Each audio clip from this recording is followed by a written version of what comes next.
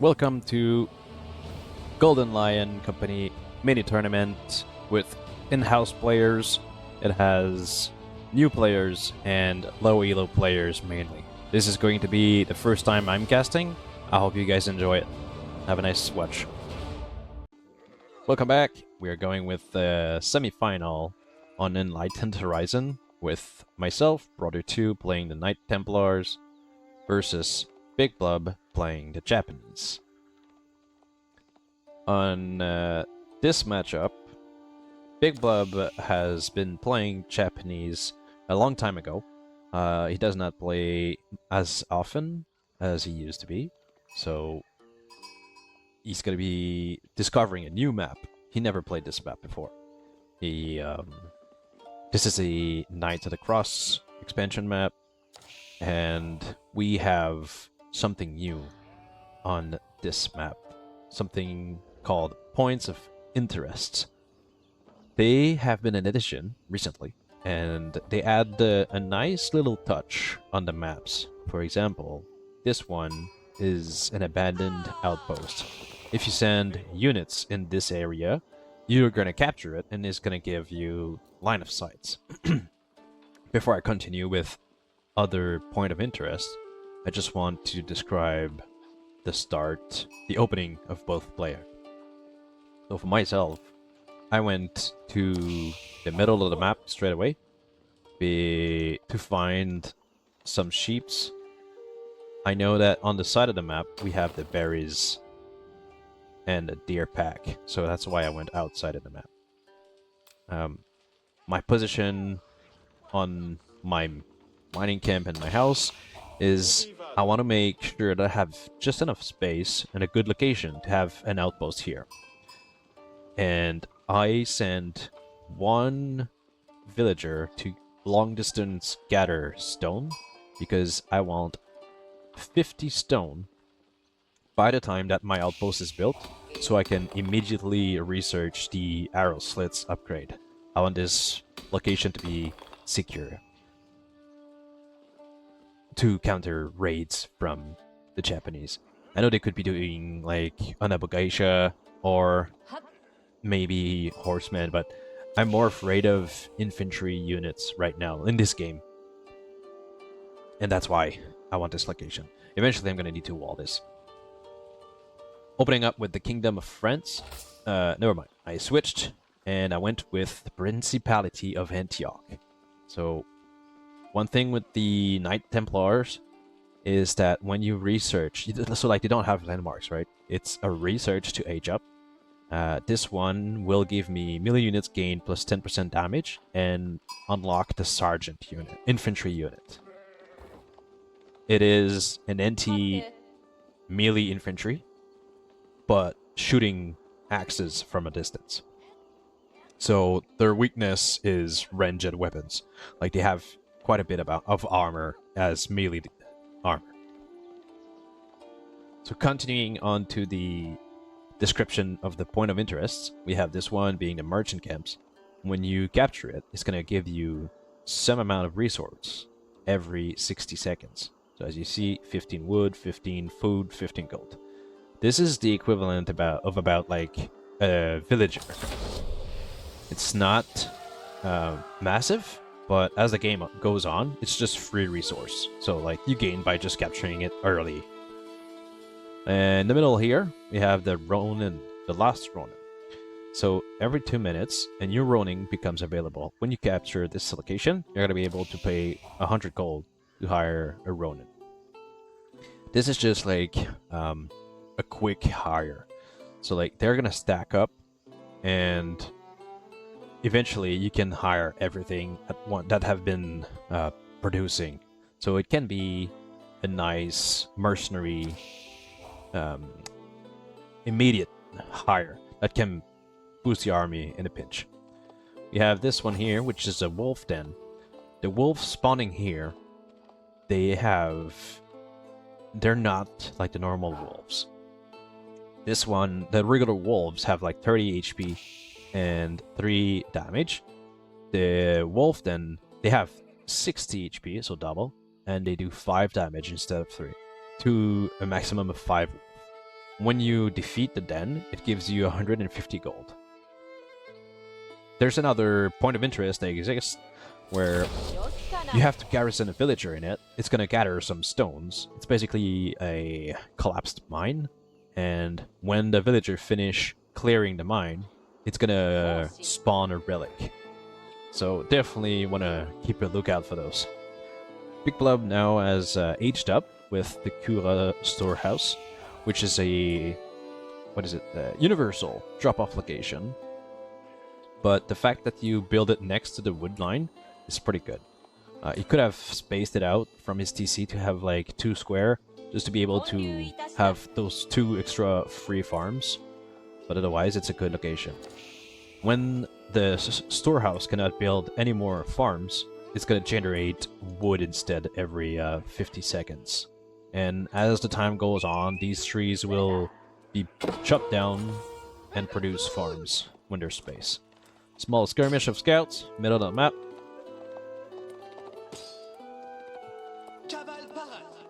I wasn't sure who was dealing more damage, and turns out it was just the same.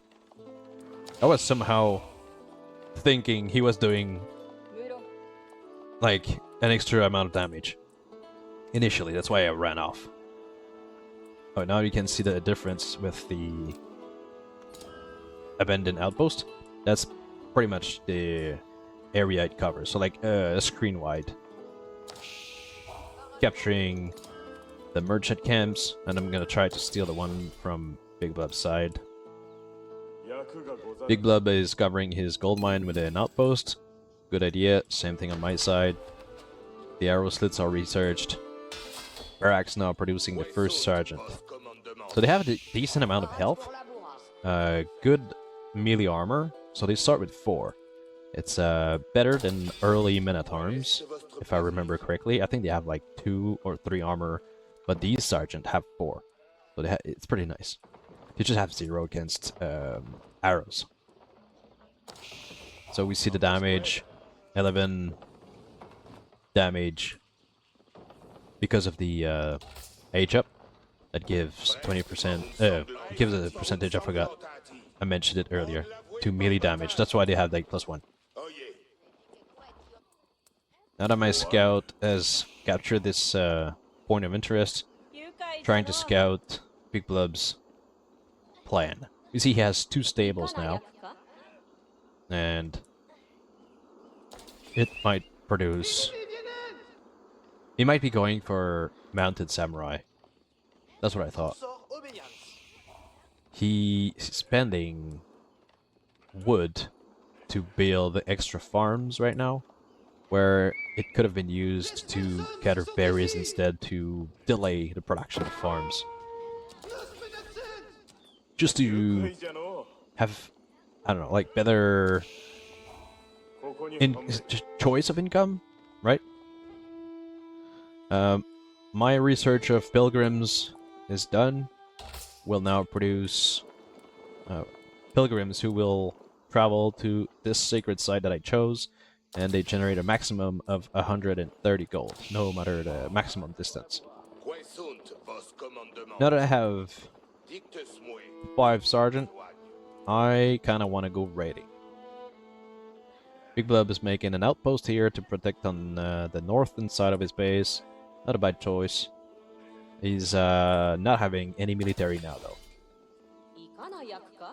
His scout is a bit too far in the map, so he does not see these units coming up to say hi. Oh, actually he sees it, but last second.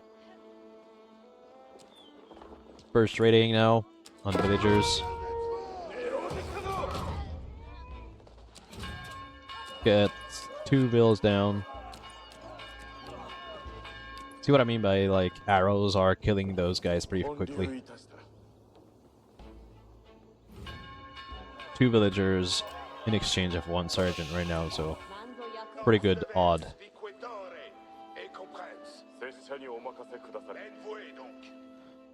On my side, expanding towards the deers and the berries. I'm gonna need to research that wheelbarrow earlier. I have way enough resource to do that. Actually, too much gold.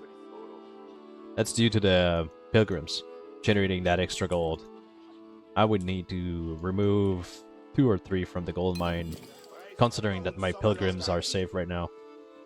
Transitioning with a mix of spearmen, because I saw that he had stables. A little bit of idle time on Bigblob's villager right now, but a lot of villager gatherings gold. Not sure where he's going with all that gold, probably because he wants to create mounted samurai. Maybe did not expect to be rushed early on. This raid was a bit less efficient, as we see. No villager killed, but a lot of arrows soaked. Reinforcements have arrived. So now, like you see, 2 pilgrims carrying 130 gold each. They need to be denied. If they're not, like, it's a lot of resources coming in for the Knights Templar. Losing a sergeant here.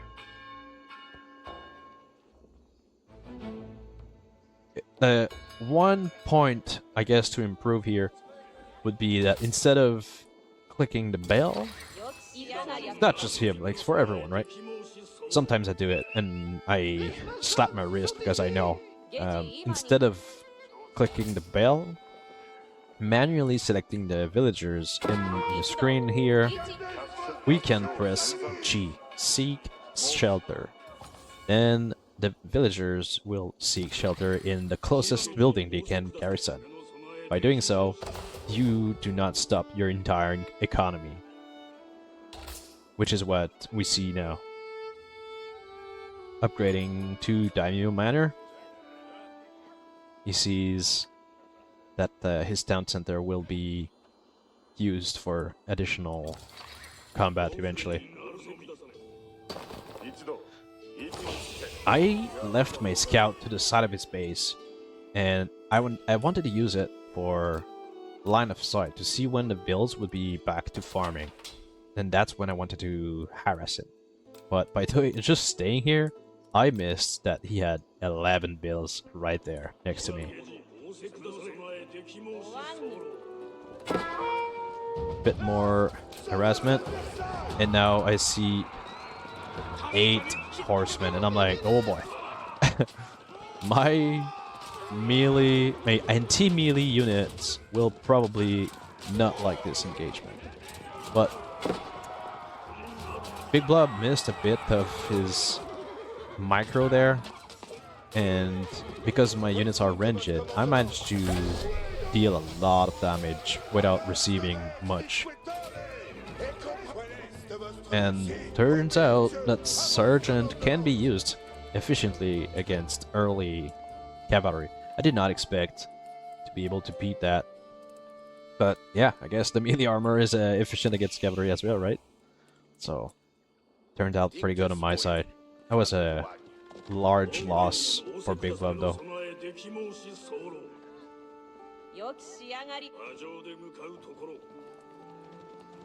On my academy, I built 2 outposts because engagement with horsemen and the bannerman.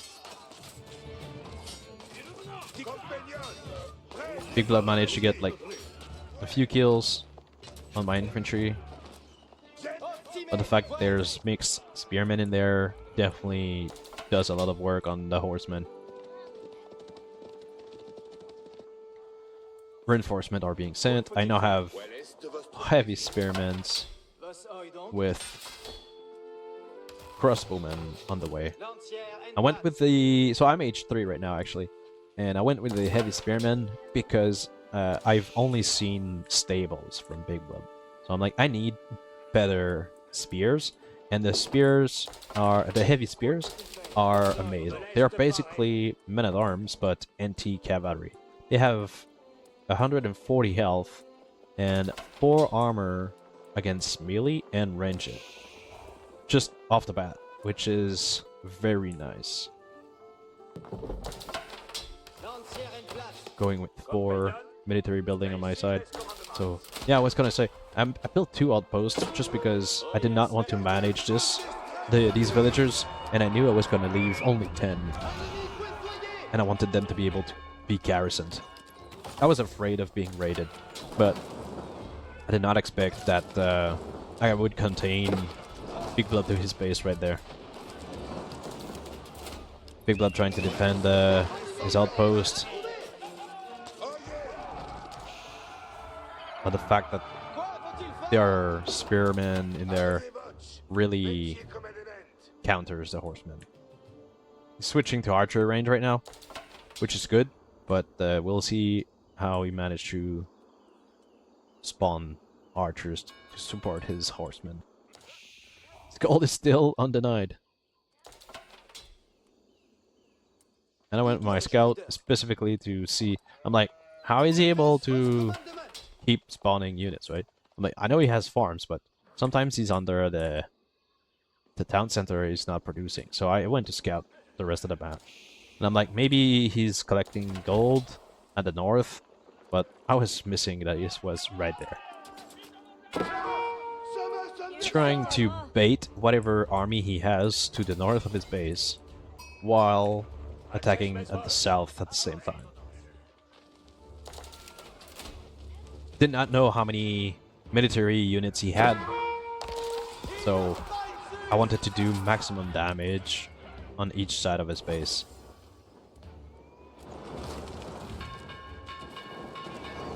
Bigblob reacting with the bell.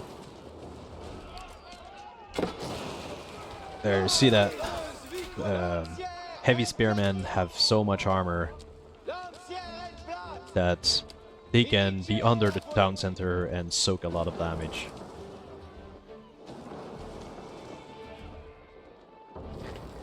As I went to explore for the gold, all the way north, well, Bigblob was really close to mining in between me and the scout. Sitting at 2,700 gold, he would have benefited by removing a little bit of a villager from gold to either chop wood and gather food.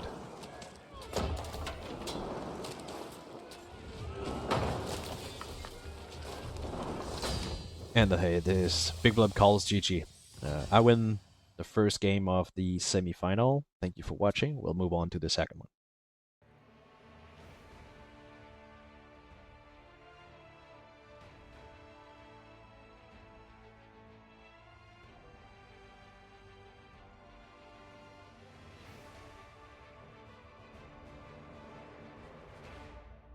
Continuing the semi-final, Bigblob as Zusi's Legacy versus Brother 2 playing as the Roots.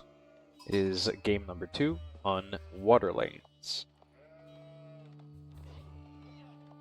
We can see Bigblob starting with gathering wood for the Zushis. There is a strategy where they carry all the first 5 villagers here. They carry 10 wood and will build a mill. As soon as they build the mill, they're gonna drop the resources they had in their hands, which bring him to 160 wood. This is to allow him to build a village early on and will not have to bother with creating houses. The Imperial official is boosting... Sorry, supervision? No. He should be supervising. Yeah, he is supervising the drop-off location of the mill. Bigblob with a decent amount of 8 sheep compared to my 4 sheep, so it's a good start for Bigblob. On my part, I'm trying to do some micro on my deer.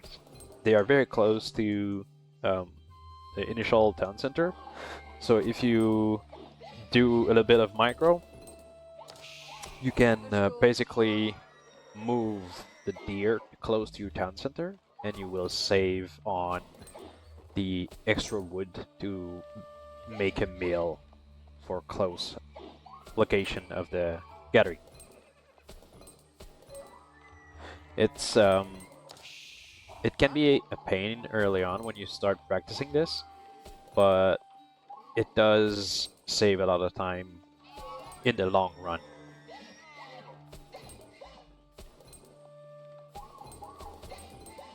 And once the deer are very close to the town center, you kill them, and the carcass is very close for the gathering. The village in question that we spoke at the beginning has been built, and now he has 50 max population. I am opening up Age 2 with defensive landmark the Kremlin for the Rus. My location is used to cover the gold, so I'm not gonna have to build an outpost here to prevent raids, and it will also protect this wood line here. The Kremlin has the ability of boosting the wood gathering, the drop-off of the wood around it, and that means that this 3 line will provide a bit more resources.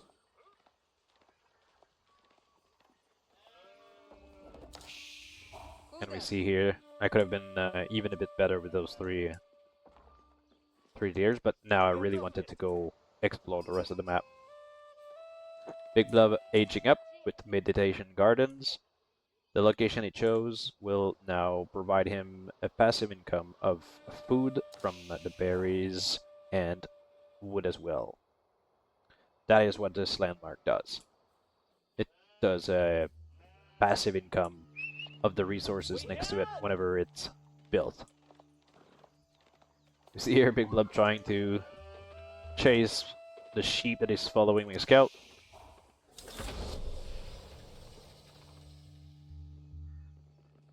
And Bigblob has reached H2 first. Leave my sheep alone! H2 for myself at 427.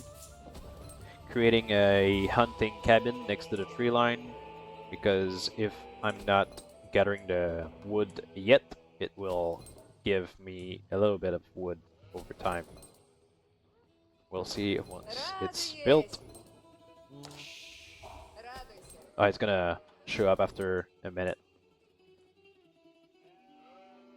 Villager count is pretty much the same. Bigblob is still chasing my sheep. Just finished now. Going with pro scouts for the Rus and an extra scout. I will be going for these deer here and carry them back for further collection of food. You see here the gold per minute.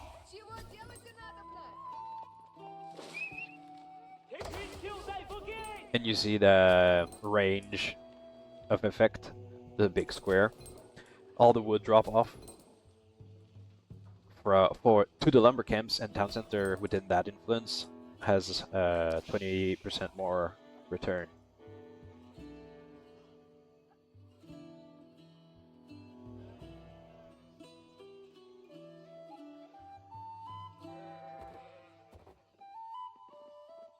Economy-wise, both players have the same amount of villagers. There is not many idle time on the TCs.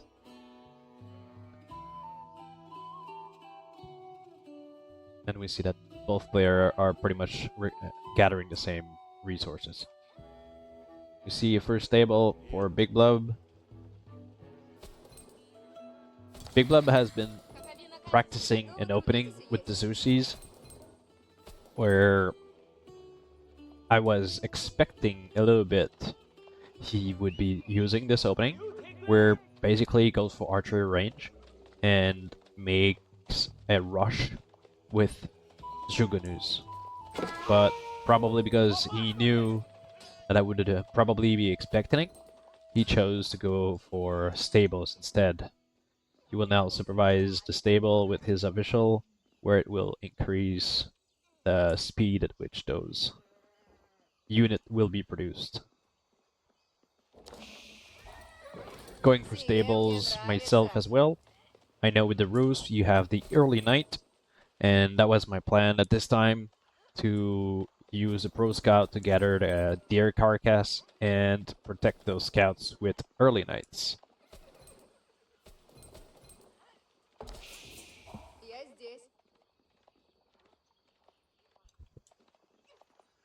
It is going to be 4 horsemen very soon for Bigblob. These are being produced at every 9 seconds when the stable is supervised, compared to 23 seconds for my horsemen. So you see the benefit of having the official supervising the stable. The 5 horsemen are now going for the scouts. Shows otherwise. He's waiting for the scout. He wants the vision before charging, which is not a bad idea. For myself, I have the single knight. A second one is being produced. They might be knights, but 5 horsemen would still be able to defeat the single knight. Drop the carcass to make sure that the scout doesn't get charged by all 5 horsemen. Pick it back up. And the engagement is now over. Considering that I see he has horsemen, I am fearing maybe some raids on the side of my economy. And therefore I built an outpost here to protect my berries in the future years. Making a wall as well on the north side, because it is my least protected area. The scouts are still going out for the deer. On Bigblob, at 9 minutes 20, you start aging up to age 3 with the Shaolin Monastery. It will produce Shaolin monks, and Shaolin monks can also be produced from pagodas.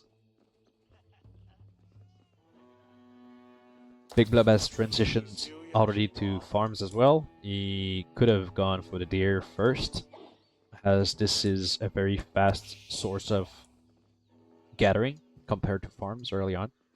Especially he does not have horticulture nor wheelbarrow yet. But we are here to learn.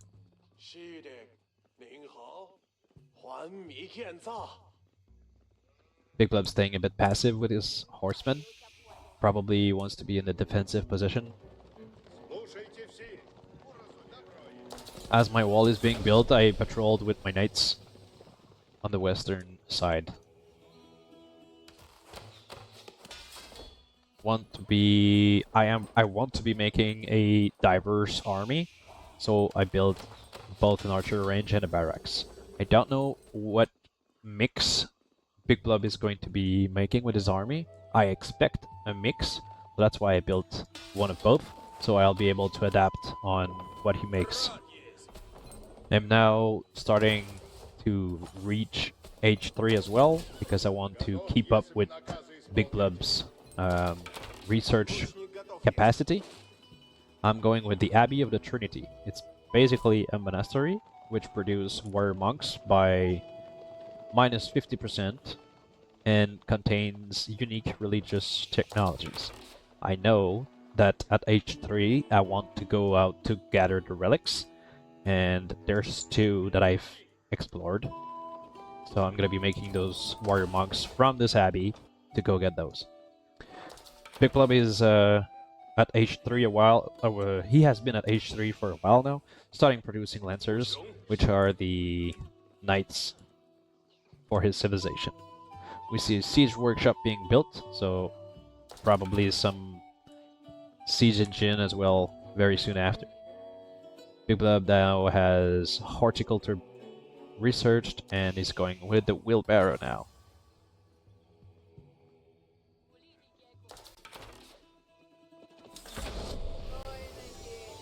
I now reached age 3, the castle age, with few archers and my knights. Finish the wall in the southern side of my base. This is only to delay whichever attack is going to launch. I don't know exactly what his plan is. All I know is there was no Chuganus, and therefore he has mobility in his army.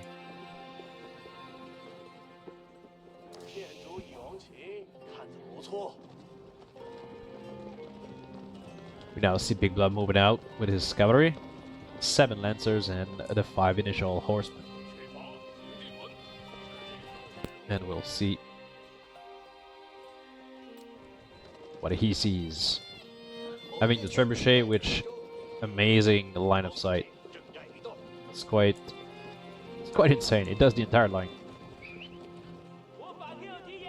He sees my few archers and few knights.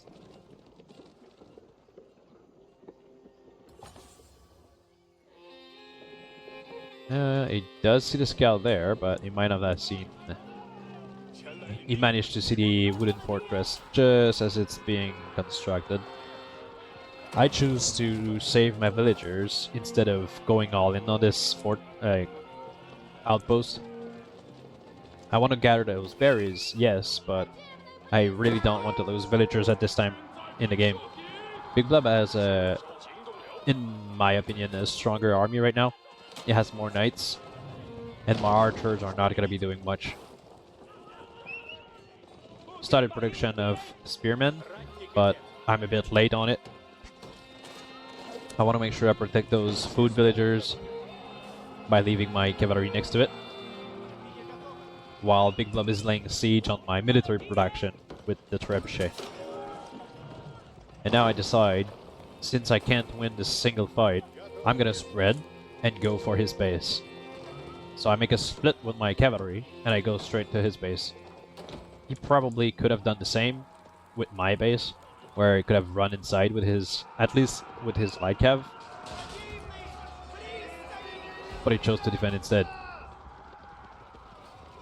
Running against those few knights.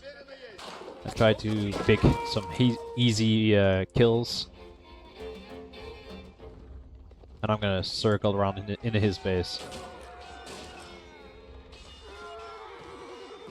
Managed to get a few, well, 1 kill here, and then go back for raiding.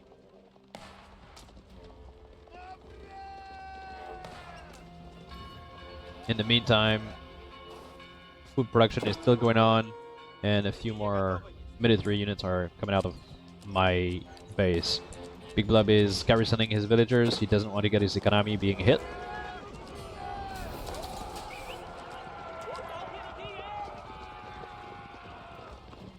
Trebuchet is still going on at this time.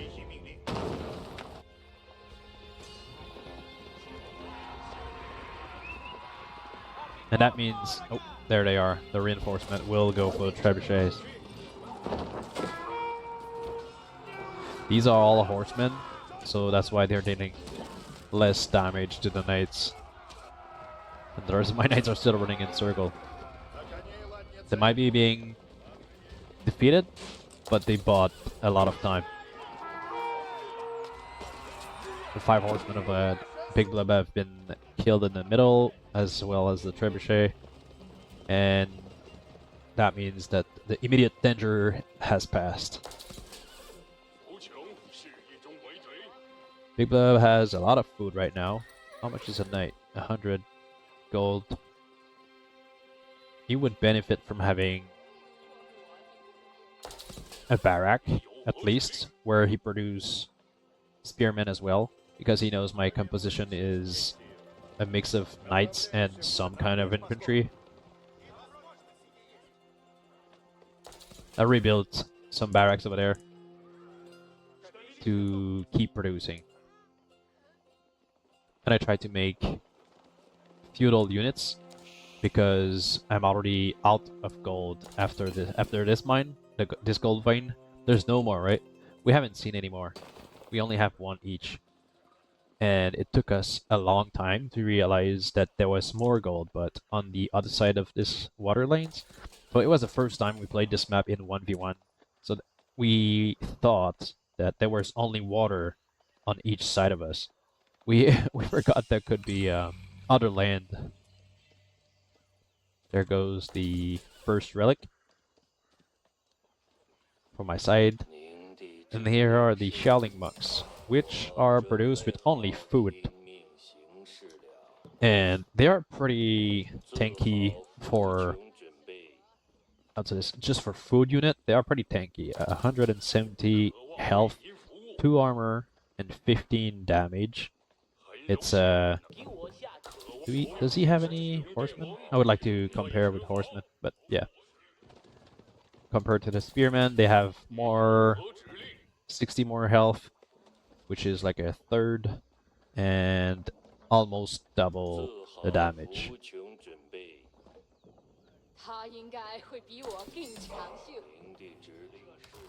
Bigblob now creating more military unit buildings, which is definitely going to help him out. 3 archer range though, that might be overkill a bit. I chose to make the spearmen, as mentioned, to save gold and to counter his lancers, which now he has 16 of. Monks are queued up. I have a clear villager advantage at this time. Probably forgot to create a lot of villagers while he was doing some micro during the raiding. And we see the first... Oh, no, they're not Jugunus, they are crossbowmen. There they are, some Jugunus as well. Crossbowmen will definitely help him out against the knights, and Jugunus would be good against the spearmen.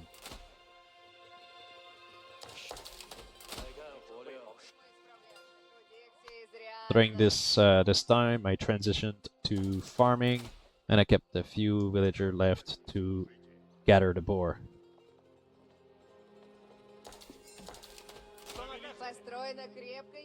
We see that I'm out of gold now. I will have to repurpose those villagers. And I have 2 scouts placed forward to have an early warning if he decides to move to my base. Gotta keep in mind that I should improve my scouting ability, but at this time, I've only seen him having the same amount of military units as me, and therefore I assume he has the same amount as I have. That's why I'm not moving forward yet. I'm really focusing on my macro and producing military units at the same time. But I don't want to be attacking just yet. Moving a bit further towards his base. I want more line of sight. I want to know what he's doing.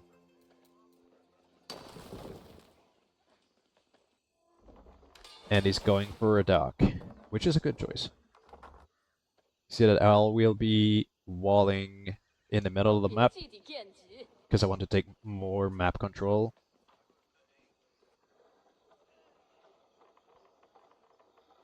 TC is idle, which is a point to improve. A new trebuchet has been built, but it has a waypoint into the middle of the map. We see he's trying to stonewall his base as well, but I don't know if he saw his trebuchet being rallied in the middle of the map. Sadly, that's gonna be it for that trebuchet. He reacts, but a bit too slow. Engagement is gonna happen now in the middle. Lancer's trying to run away from the spearmen, trying to flank knights. All the Shaolin monks are now attacking the spearmen. The Shuguni are trying to kill the spearmen from behind. A good fight going on. Kind of hard to determine who's going to be winning, but it seems that I am winning. I sent some knights killing that extra trebuchet. The wall is still going up. And I had enough spearmen to fight off his army. But the thing is, I don't know if he has reinforcements, and all my units are pretty much half HP. Therefore, I don't want to be wasting all of these guys by pushing in his base. Valiant, defend.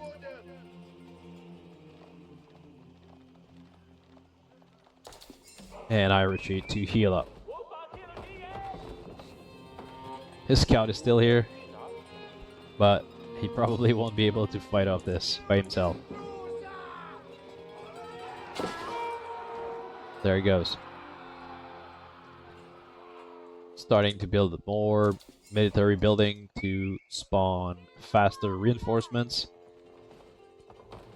On Bigblob side, he finishes up his stone wall. At the same time, I decided to make a few water military units as well as Bigblob.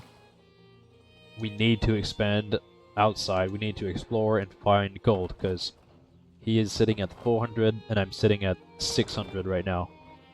And it is very expensive to replenish gold units. We can't just be trading with a market. We need to... I know that I have a trade post here, but we need to control the water lane to have access to the other trade. But for example, if you start trading from here to here, he's only gonna get like a few gold per trip. First aggression on the water, it's 2v1. There's not much that can be said about this. He could probably go back and be in the circle of healing of his stock, but it goes as expected. Considering I only sent 5 villager on this bank, I want to have vision, therefore I'm going to be building outposts and moving forward to protect and having a backup option if he shows up on that side as well. Doing some upgrade for his Juggernautes.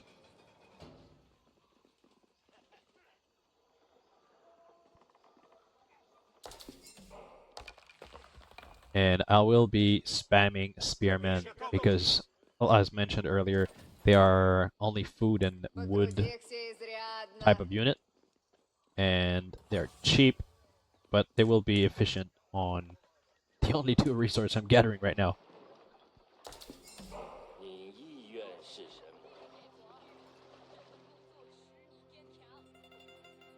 Bigblob making more warship. And then a second dock on the other water lane.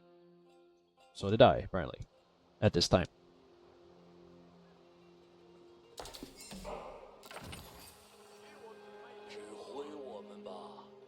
Bigblob currently does not have the economy to create gold units.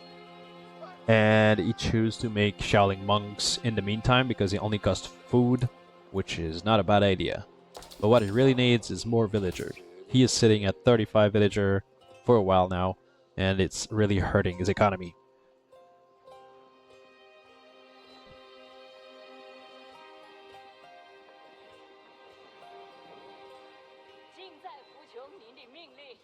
We see he dropped 11 villagers on the northern bank, and he's gonna find gold eventually as well.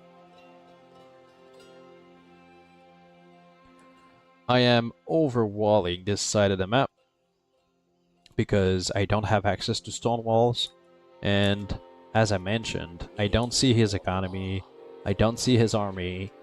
He could have the same amount as me, and therefore he could take down those walls pretty quickly compared to the stone walls. The thing with the stone walls is you can't attack them with normal units. You can only attack them with siege engine and war elephants. So right now, I can't even touch his walls with my army, only with this ram.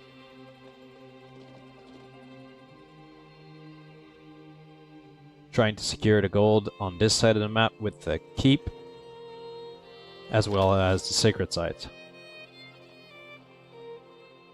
Bigblob made a dock in the middle of this map so he can trade with the trade post. We'll see how much resource each trip will give him in about 10 seconds. I finally moved onto the northern bank with villagers as well, and I'm going to be doing the same, which is moving with outposts. Not exactly the best, but still my way of doing it. So we see each trade route is going to give him 16 wood and 16 gold. Not too much, but it's the only gold he's going to be having for a while with the inclusion of this gold vein that he just found. Making a village to protect his villagers in case he gets attacked. On my side, I have the forge, the blacksmith, research and upgrade for my spearmans. And yeah, holy cow, I did go overkill with the walls. Now going with a 5th layer of wall. I really expected more aggression from Bigblob. His town center is now back in business with 42 villagers, but he is half the amount that I have, so his economy is really hurting more than I am.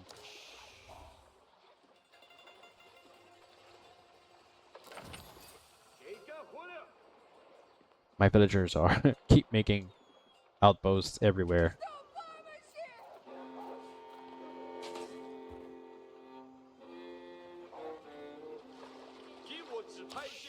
Trade route is in business with 4 trader now, 5 soon, and even more queued up. We're gonna see now a second attack from myself to Bigblob's base. And he will react with the few Shaolin monks he has. They do a decent amount of damage in melee. He just did a quick work of that run. But the number of knights charging in it is going to be dealing with it pretty fast. The Shugenus are being produced right now from Bigblob's base, but it won't help him against knights.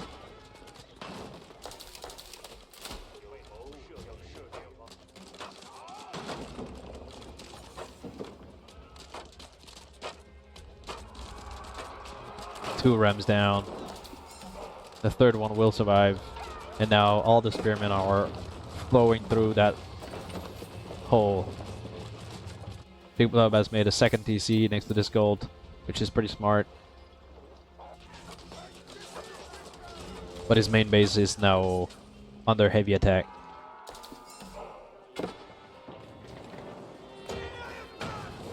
Destroying the building pretty quickly with the amount of... How many is that? 45 spearmen are doing quick work of single building when you right click with them. They're just right clicking everything. Bigblob has managed to get back in business with the villagers, but it's a little bit too late. Gotta say that between the two of us, he's the only one who managed to start the trade route with the boats as well. So that's good on him.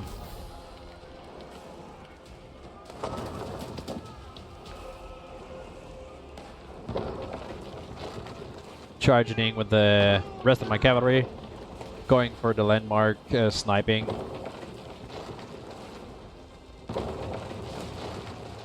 There isn't much that Bigblob can do at this point. He does have a good amount of resource, but he doesn't have the building to sustain the production of military units he needs.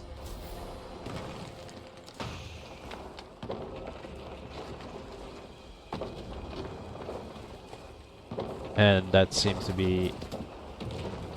It will be the end of it. How many trader he has? He was at 10 trader right now. And this will be the end of this matchup for the semifinals. Good game, Bigblob. Well played. I will be moving on to the finals. Thanks for watching.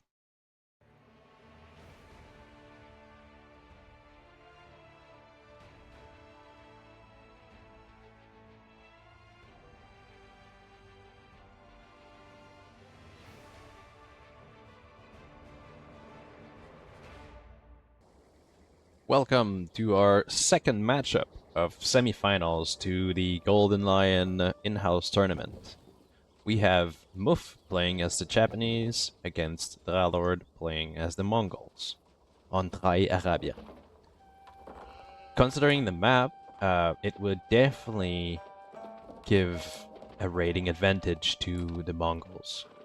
There's wide spaces, open spaces, and not much. Like it's a bit harder to wall the map for yourself. So a lot of angle of attacks for cavalry raids, even the berries, like everything seems to be outside the range of defense for the town center. But if Mouf goes for a fast castle age, he could be pumping out some mounted samurai and do the same against Dralord. Well, we'll see how it goes. Standard opening for Dralord, playing with his Mongols. It is, it used to be his primary civilization. He does play a lot of Ottomans nowadays, and started playing Chinese as well. We are... How's this? Keep in mind that we are not professionals. Like, we're a bunch of friends who just want to play this game. So a lot of us have, like, are in Bronze League. Dralord is in Gold. Mouf is transitioning to Age of Empire 4. Used to play a bit more of Age of Empire 2. And so the underdog on this match would probably be Mouf, but he's learning the ropes pretty quickly. We see a preference for playing Japanese or Mouf as well.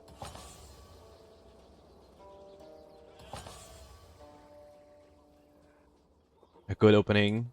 Might be too much spread out in his resources collection, considering he's going for wood right away.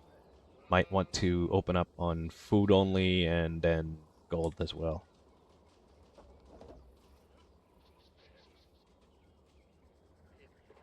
Dralord found a couple sheeps.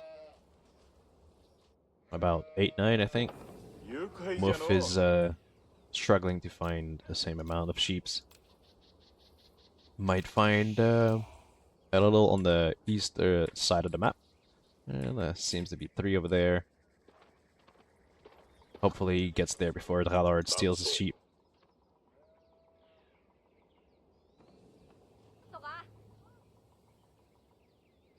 Dralord now going for his gold. I don't play Mongols, so I'm not sure what is the best opening for quick age up, followed with a stable for raiding, for example. I don't know if it's best to gather the wood early on, like he is doing right now, or wait for when you age up. Because it seems to be missing the gold.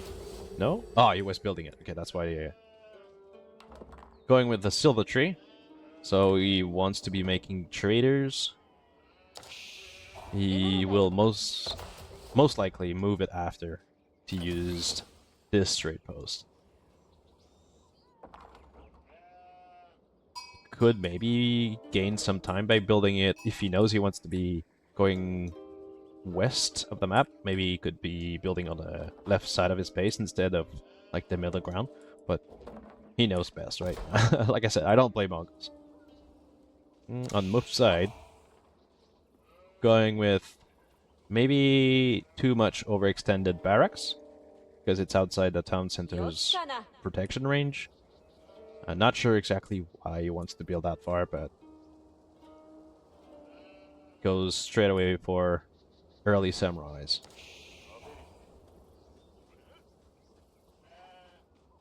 Although they do have the armor, they are not exactly the best choice to fend off cavalry. Maybe if Dralord decide to mix up his army with archers, then the samurais would definitely come in handy. I guess if he micro his army, like, he can soak the charge damage with the deflective armor of the samurais. If he mix it up with some spearmen, he's going to be able to win against a committed cavalry charge. But he won't be able to chase the cavalry if Dralord decide to run away and charge somewhere else. We see the Khan has found, again, more sheeps. Dralord is definitely in an advantage right now with the sheeps. Although he missed a few villagers compared to Mouf production. First Geshe coming out. There it is. 2 of them.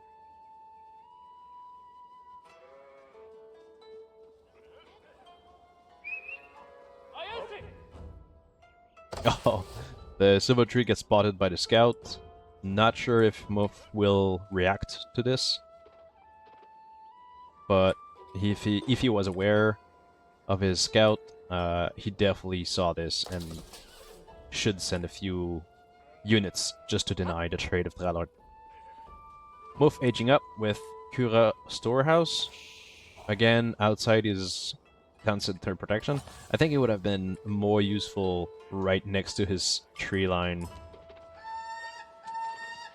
Dralord scouting a bit.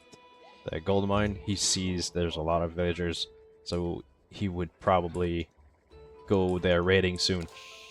Yeah, for the storehouse, building it next to the tree line would have saved him the lumber camp cost.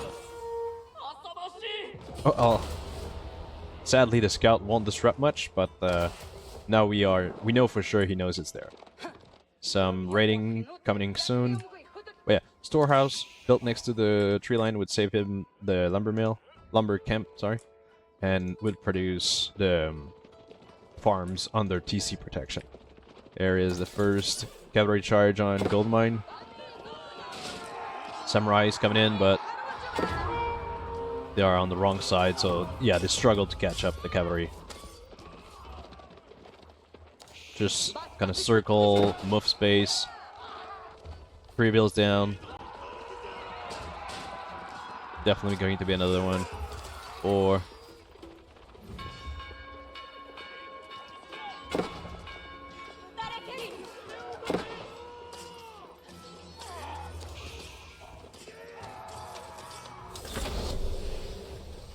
Six bills down. Again, it's 1 Keshik down, so was efficient. Efficient raiding on Dralord's side.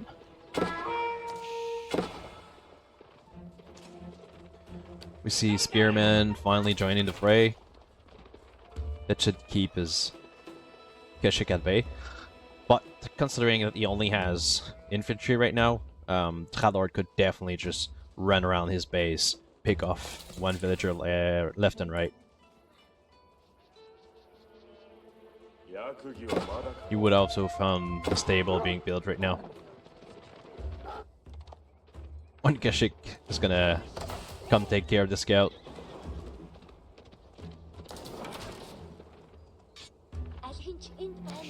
Dralord sending a scout in Mouf's base. Wants to see how he reacted to his raid. Dralord now also wants to mix his army with archers, which is definitely a good idea. Dralord took the lead with the villager amount. Even without the kills, like we see he has produced more of them. Archers is going to be a good idea to counter the spearmen. to open the way for Dralord's cavalry. See what I mean there with the farms? Now that this is outside the town center's protection, he has to rely on spending wood to build new farms, which would have been free here, but he has to build it under the TC now. So it's like losing resources because of that, sadly.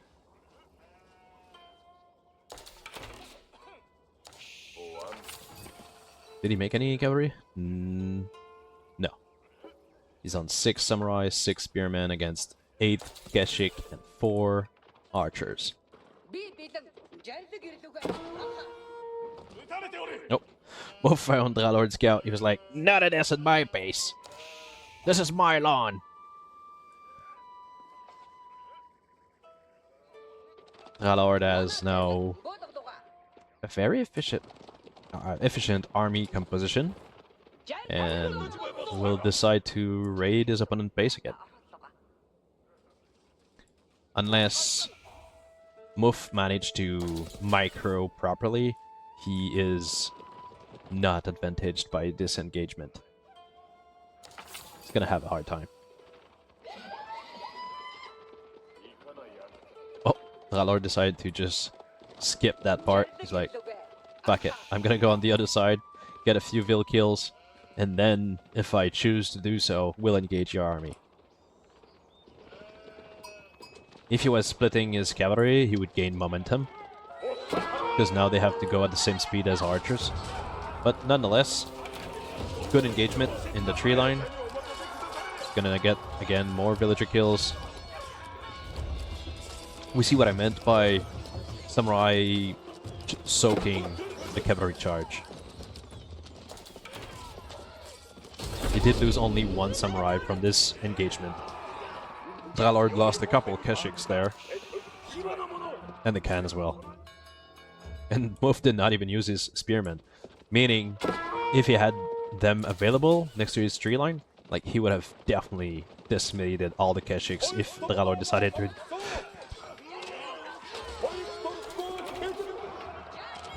If Dralord decided to engage. Returning fire, killing one spearman, horseman, 2 horsemen. We see Dralord now is hunting on both sides, which is definitely... Oh no, never mind, this is wood. But yeah, hunting is definitely an advantage on food production. We see the difference in food per minute. Dralord is twice the food per minute as Mouf right now.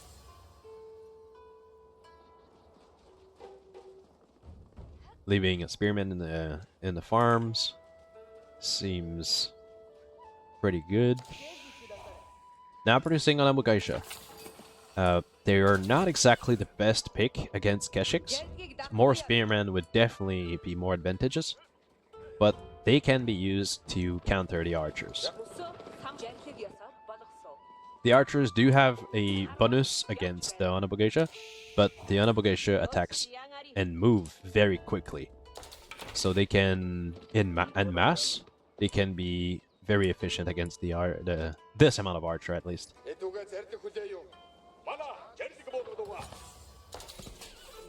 We'll see how it goes in the next engagement. Upgrading his infantry would definitely help him out right now. He has some, like, basically Dark Age samurai and spearmen. Having them as feudal would definitely help him out.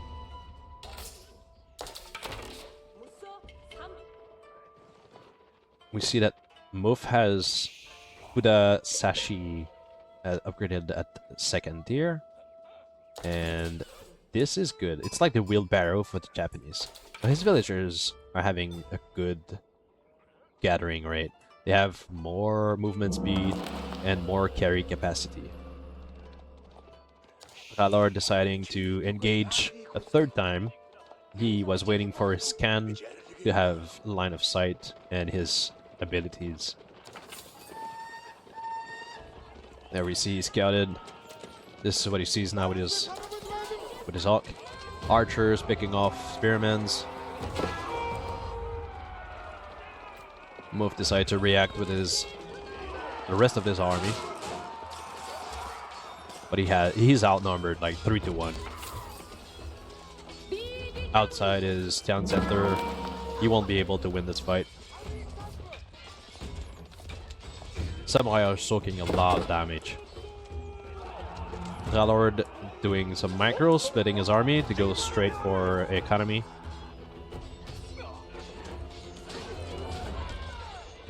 There's a good split on Dralord. His economy is also pretty good with all the traders now very settled, boosted by Outpost.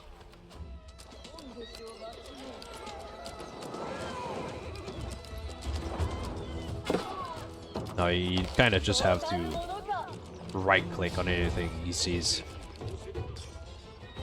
He's circling Mouf's base, trying to find more vills to kill with his cavalry, but they're all inside. There's nobody outside.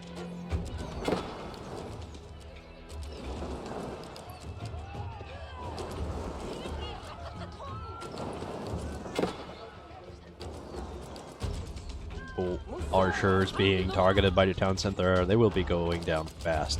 The cat now, instead.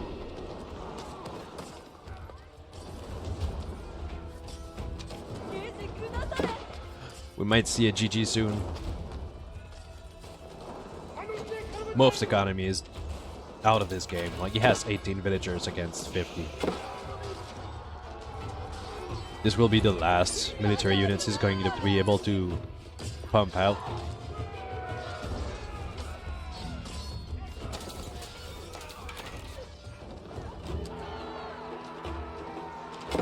Dralord trying to kill every villagers he sees. He doesn't have much melee units to burn the town center, for example, so he won't win that fight. But he sure wants to kill all vills to make sure that Mouf cannot make any more units.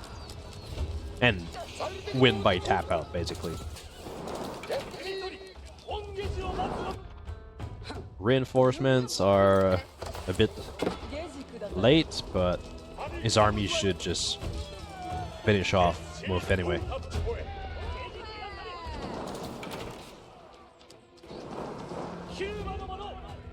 Mouf making some Yumi Shigeru. Not the best choice against the Keshiks.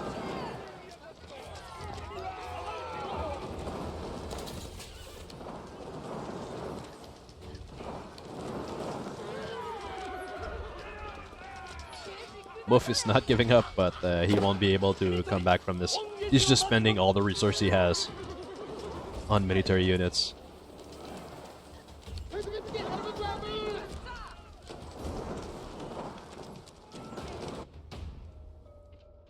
Trading is still going on. Build production still going on, which is good.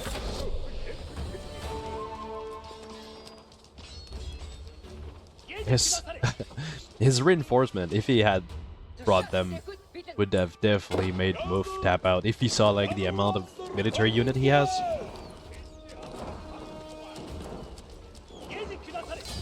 There we go.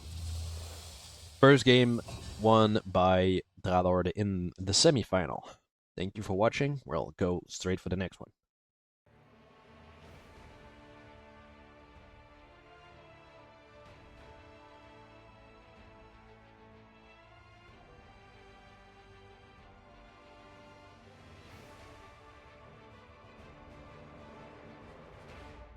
Continuing with game number 2 of the semi-final for Gold Lion tournament, with the Mouf now playing the Mongol against Dralord playing the Chinese. Mouf is using the Mongol after losing the previous game to Mongols. We'll see how he goes with them during this game. Opening up with the Ubu right away. Town center next to the gold and wood. Could have been a little bit closer, but on the Dralord side, we see that he has been playing the same 2 civilization during this tournament against Maxence and now against Mouf. We'll see if he goes to the final or not. during this game or the next, considering it is a best of 3. And he seems to be going with the same opening though, so like he might go for a second TC as well, like he did in the previous matchup. Considering he's going with stone as well, my estimate is that he is definitely going for a second TC. Mouf choosing to move his gear to a second location. Probably, yeah, going for the berries. Keeping the sheeps under the TC for protection.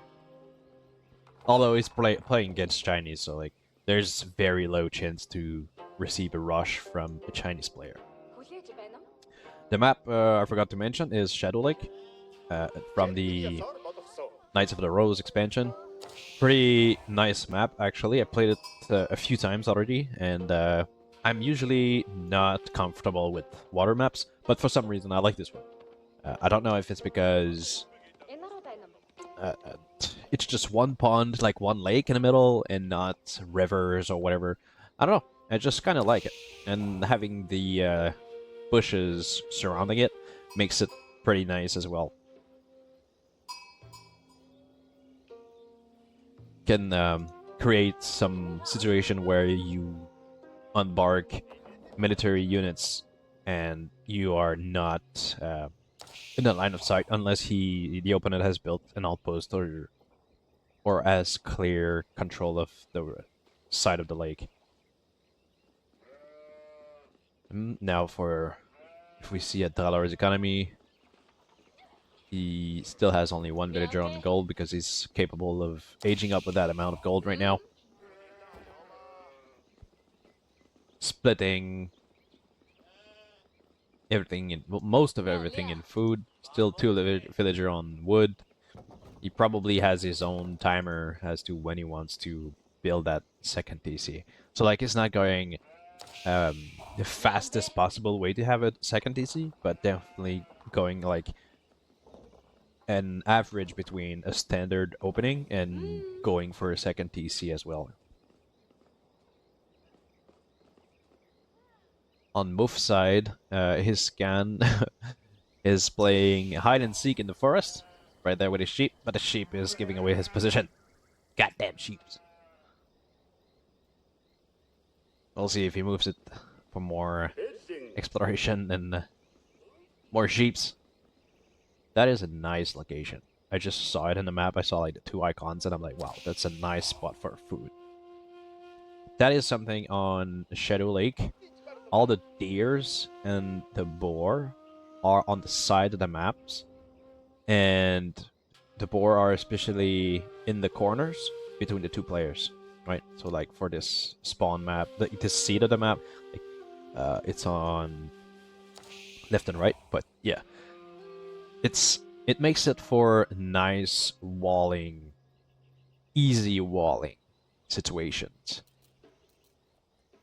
Like Sacred Site is a bit more in the open, but definitely for walling some villager for food gathering, I like this map for that. Page up for Dralord. Went with the Barbican of the Sun. Defensive landmark, protecting 2 patch of berries and a large location of wood. Definitely a good choice if he wants to play feudal. Could have blocked this location here if he wanted to secure gold. But he went for the 2 patch of food, which is not a bad choice. Also cover stone, I forgot to see, but yeah. Sadly, it's not the one he's gathering right now, but I think this is actually the spawning patch of stone for your town center, and this one is like an extra stone on the map, but like it just randomly spawned very close to your town center. There we see the second TC protecting the gold and the deers. So now he basically has a nice expansion location. Barbican protecting wood, stone, and food, and the second town center protected food, gold, and wood as well. Very nice location. Like, it makes a good triangle of protection.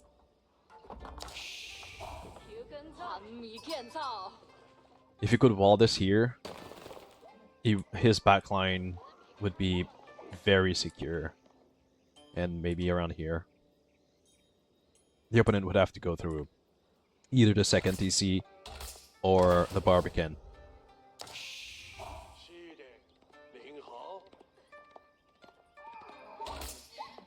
See now, transitioning towards deer for food. Still on sheeps, but yeah. What about Mouf? The Silver Tree. Going for traders as well, like Dralord did on the last game.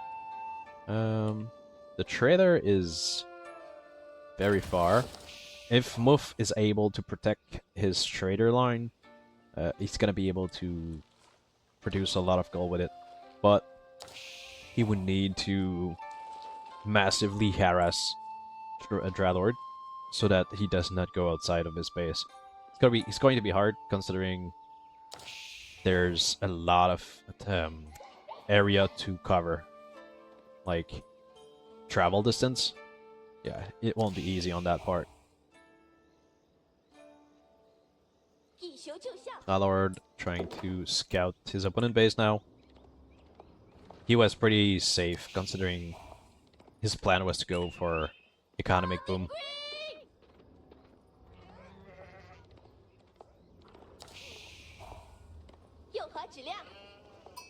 Sometimes I forget how far scouts can see. Mouf going for stable at 8 minutes.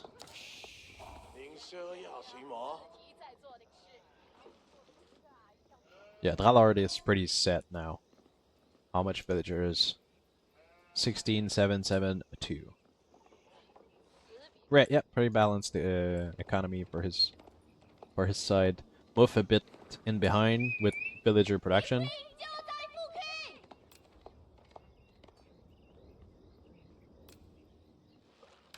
But he does have access to ships right now. The difference is that he did not go full boats. For example, instead of gathering food with his villagers, he could have focused on wood, and produced the fishing boat, which would have been giving him a lot of food. He could have went for that. But deciding to make early horsemen. Mouf is like, it's not the best move at this time of the game. Like, you should definitely seek to age up rather than producing Dark Age military units.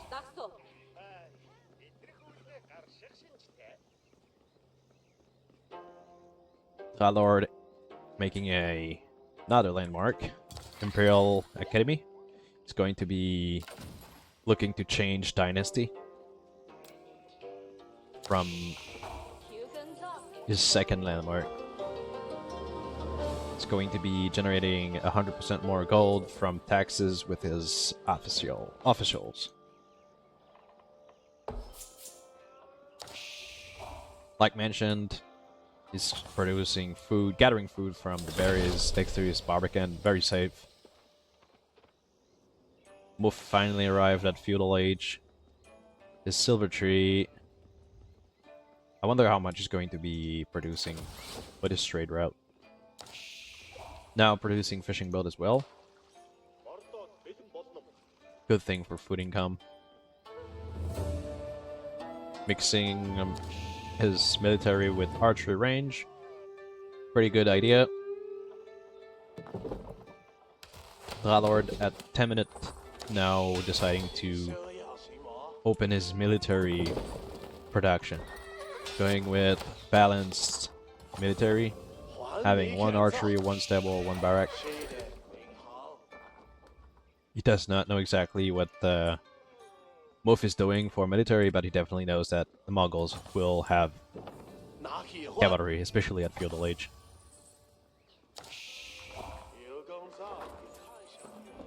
You can see that his second TC is paying off already. He's at 46 bills compared to 34 for Mouf. Slowly starting military production with Jugunu and eventually spearmen.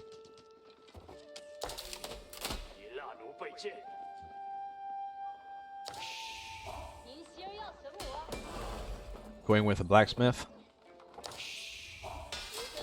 Horseman as well. So yeah, he's gonna be having a very balanced army as well. Like all three, the three Nichi basically. On Mouf's side, did not start trading.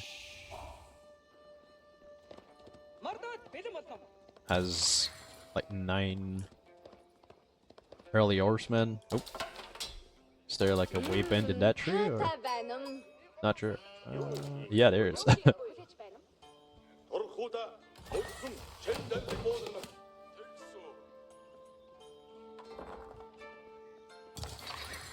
Going for a second stable. He does have the food to support his military production, but with 3 building producing, that might be short. He's definitely going to create more bills.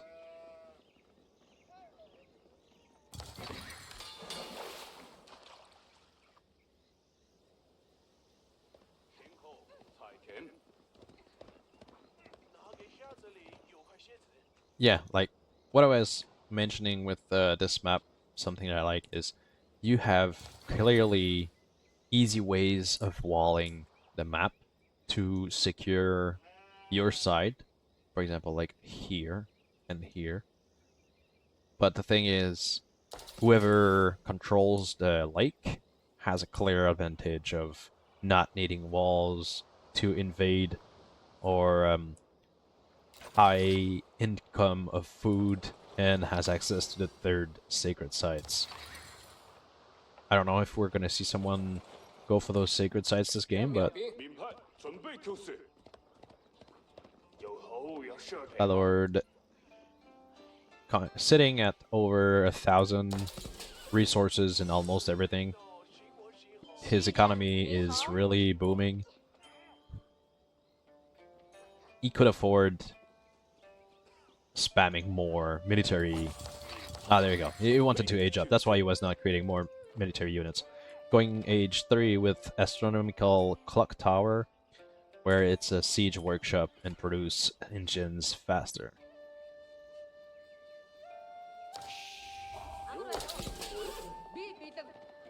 Mouf now has a decent amount of cavalry. Thing is, they are not upgraded to the age. Has a few Keshiks, bunch of horsemen. Definitely needs to tech that. I think it's a bit too late now to go for harassment with that army. Because the Chinese now is at age 3, and it's been like 14 minutes. Definitely, the Chinese player has set up his like defense, or has like his economy very well set. Dralord trying to protect his deer with an outpost. Sadly for Mouf, he's not going to find that because he's on the other side with his army. That could have been a nice place to pick up a few villagers. Did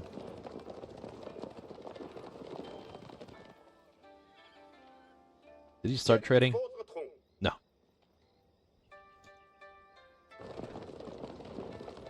Mouf now going in for some raiding. Might be able to pick up a few villagers here.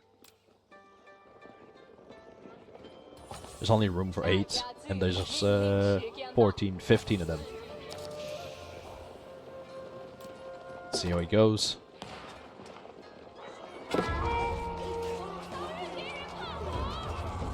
Nice encirclement. Not enough space in that Barbican to save all the villagers. That's 3 villager down. Maybe not as much as I expected, but...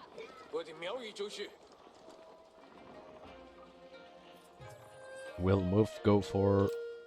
Oh no, Mouf is retreating. If he had circled around this patch of wood, he could have found like those berries. Most left, definitely the gold here. And Dralord would have been able to move those before he even engage it, but yeah.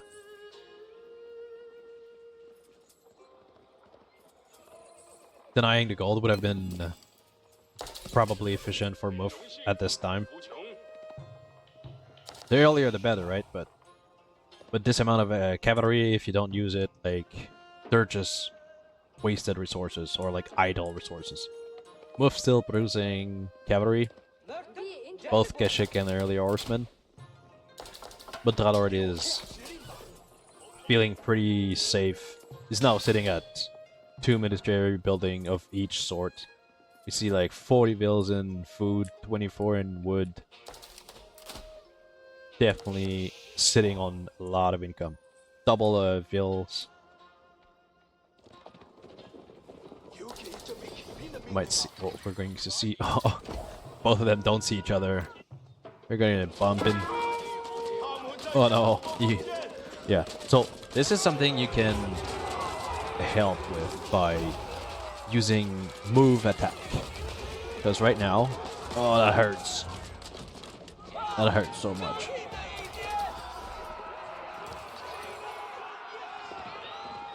Because Mouf right-clicked on the map instead of doing move advance, all this army were getting hit and did not riposte. They were just being stabbed as they were walking by. That hurts.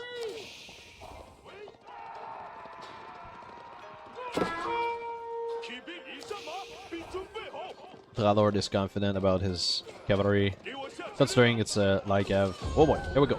Another engagement. What did he see though?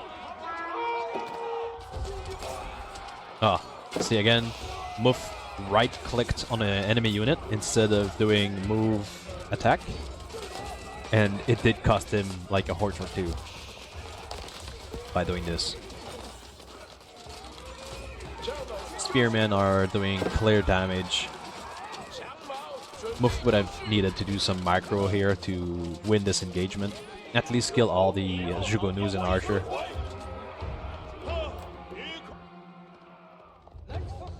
Are they? Yeah, they are still early horsemen, so like being upgraded would have made him win that engagement, most likely.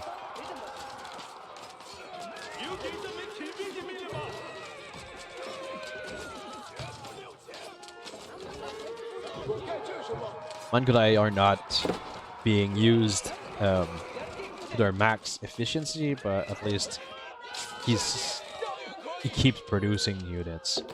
But now Dralord is knocking on the door. While this is this was going, Dralord transitioned to farms in his early expansion into protection, the Barbican. He feels very secure right now that he allows himself to build outside his circle of protection. No siege weapon yet, but all his military buildings are constantly producing, and that is very good to see. 91 civ villager now.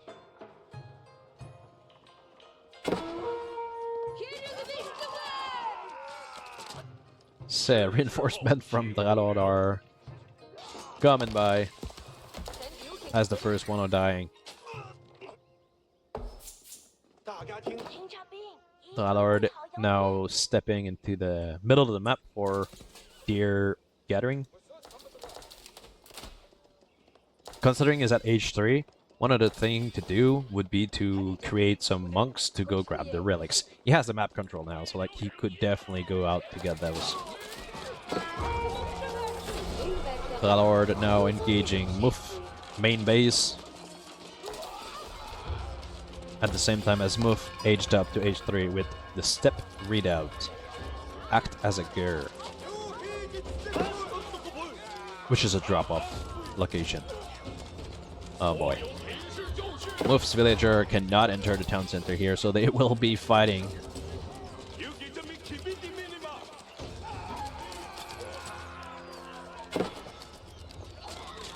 Trying to save their land.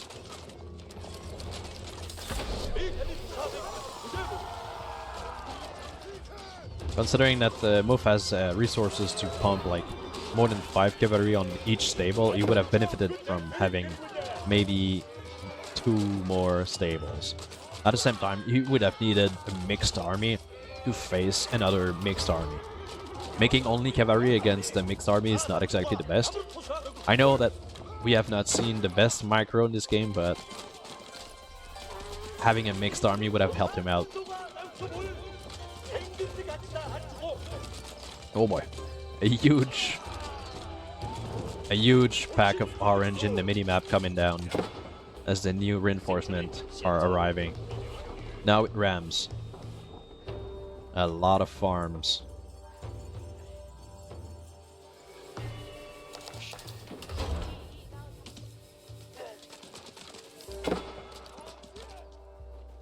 Mouf does not have the military power to face the new reinforcement from Dralord.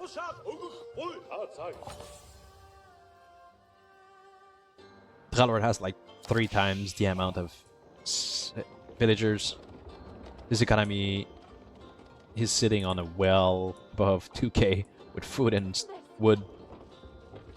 He could just rally in his opponent's base and keep pumping like spearmen, or Jagonus, and a few Palace Guard, and it would be very well.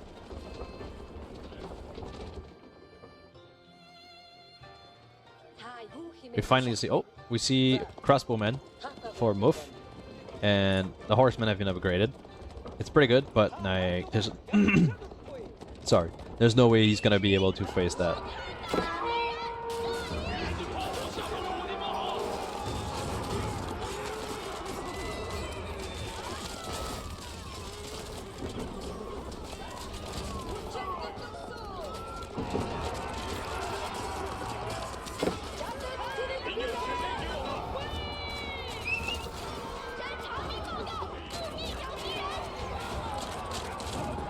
Yeah, definitely the reinforcement from Mouf are not fast enough. They get killed off as soon as they spawn, so they won't be able to fight this. Rams are... oh yeah, it was the GG. So, victory for Dralord on the second game of the semi-final. So Dralord will be moving on to the finals.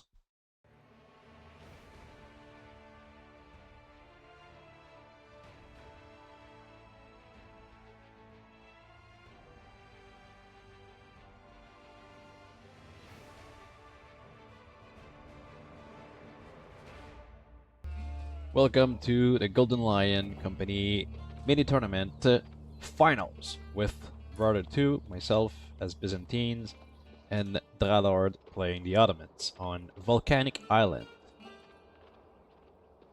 This is the first game, best of 5, and we are going to see the 2 players who managed to get to the finals. On the west side of the map, I am playing Byzantine, doing a standard opening with food and gold. On the side of Dralord, splitting early on for stone. Definitely will be used for military school early on. Dralord is scouting around his base mainly with a scout, while I decided to just pick a side and go with it. So far, 5 sheeps to 3.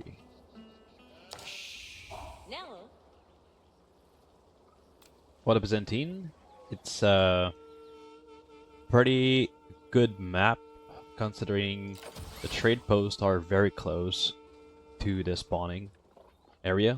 It's not... it's random, the units that are in it, but it can be pretty efficient if you manage to push the aqueduct towards it, so like it speeds up the productions of the mercenary as well.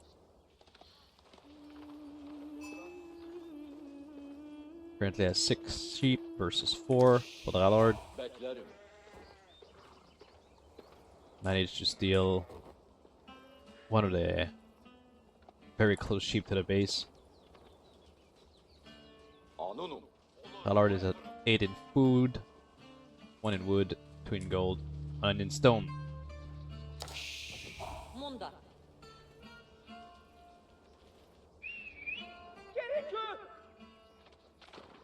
Scouts are meeting down in south of the map. What does exploration look like? I explored a pretty decent amount of the map. Dralord has explored everything of the southeast, pretty much. Opening up with Grand Winery for age 2 for myself. This will buff the nearby villagers to gather olive oil from berries and the farms around this. Coupled with the cistern next to it, which will increase the percentage of collection for villager around those resources as well. As you can see, I tried to circle the gold mine, the berries, the sheeps, and a little bit of wood. I opened as well for some stone to be able to build more cistern.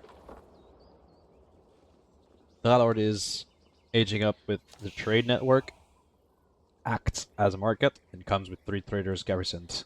Generate 24 gold per minute for each one, up to 10 traders. Very safe trade for the civilization.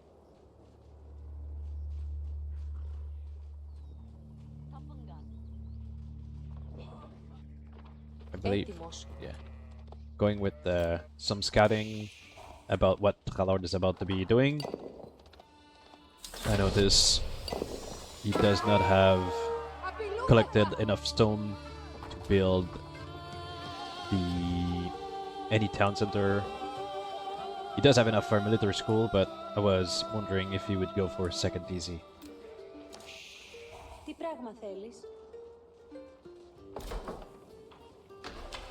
Creating an outpost next to the gold to make sure that it is protected in case some Sipahis come try to raid. It's a little bit outside the town center range, so it can still be raided pretty easily. Dralord finishing his age up. Has a small advantage of villager created, 23 to 19 at 5-minute mark. This does include the traders in the trade network. We see the first military school being built by Dralord. He has a standard economy line right now. Pretty much the same as myself. Outposts got upgraded as soon as the scout got there. Sadly, I was looking elsewhere when it arrived. Garrison for nothing. Second cistern is up to cover the stone and the wood.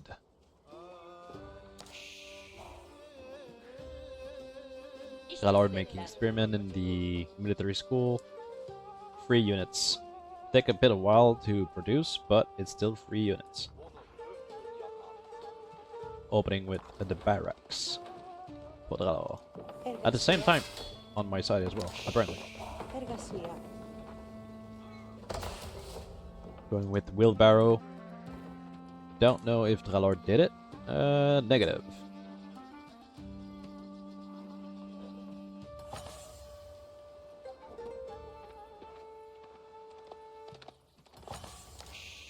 How much did he explore? So, Dralord finished exploring the rest of the map as well. Circling his base with my scout to see what kind of unit composition he's trying to go. I see the barracks, but nothing else.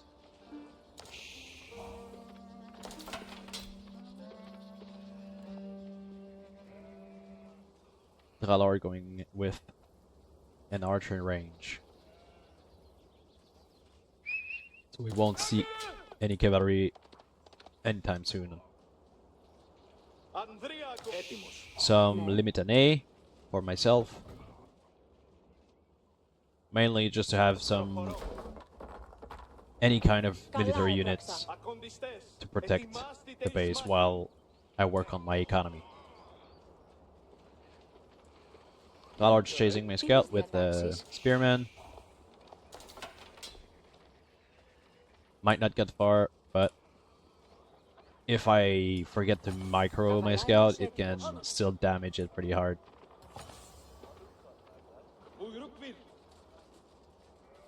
You see imams arrived with the Vizier XP. You can pause if you want to read that. It's a unique mechanic to the Ottomans.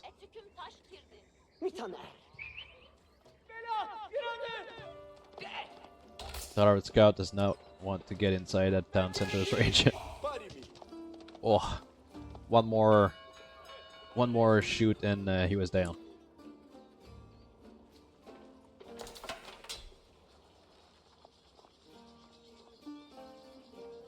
Still has a small economy advantage because of the trader.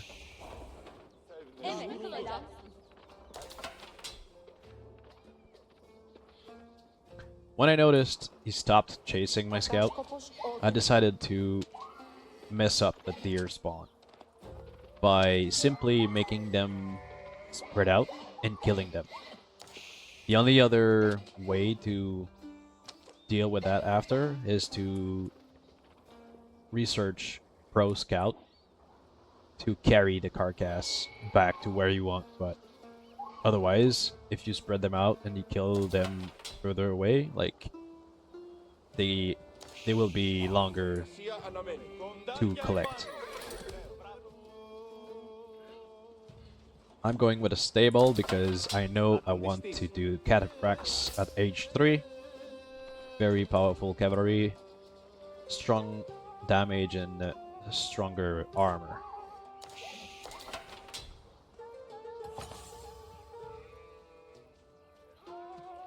Second military school for Dralord and a stable now. Military school will produce both spearman and archer for the time being.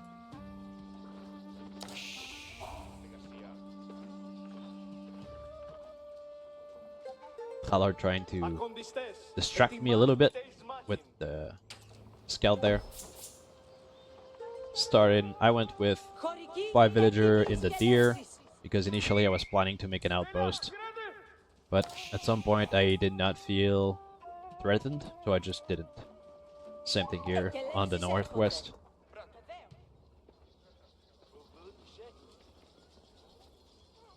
Dralord making his first smither, which are drummers and then units around them. Dralord noticed what I'm trying to do. I did not have time to make a better spread with the deer, but like, you see this one is very far away. That's essentially what I wanted to do. Create space between the mill and the deer so that his villagers will have to travel longer distance before they can gather the resources.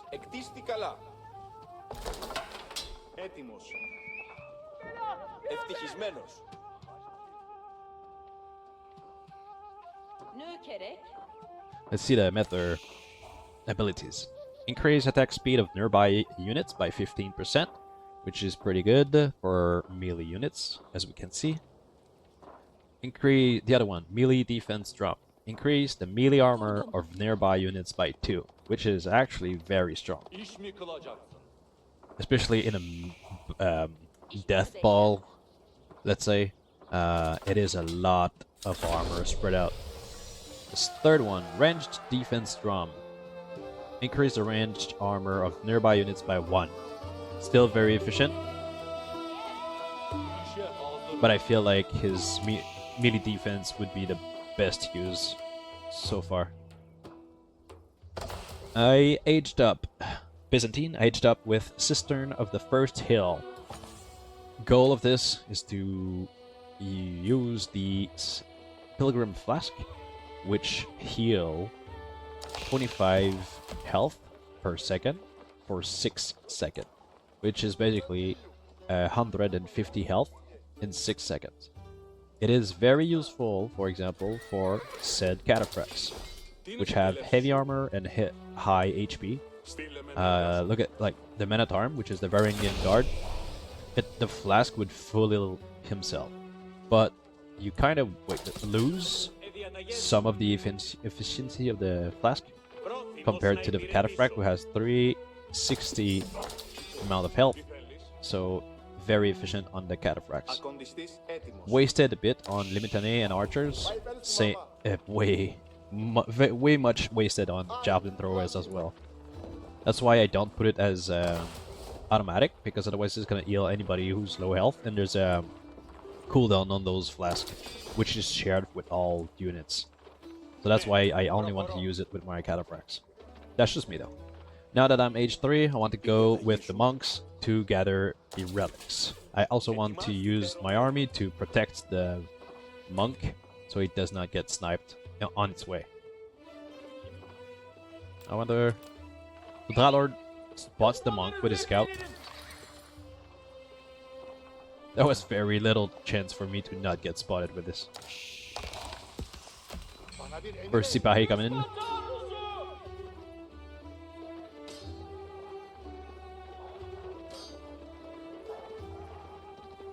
And my cavalry is a bit late, but I want to make sure that the monk survives, because it's still a decent amount of gold spent on that single unit.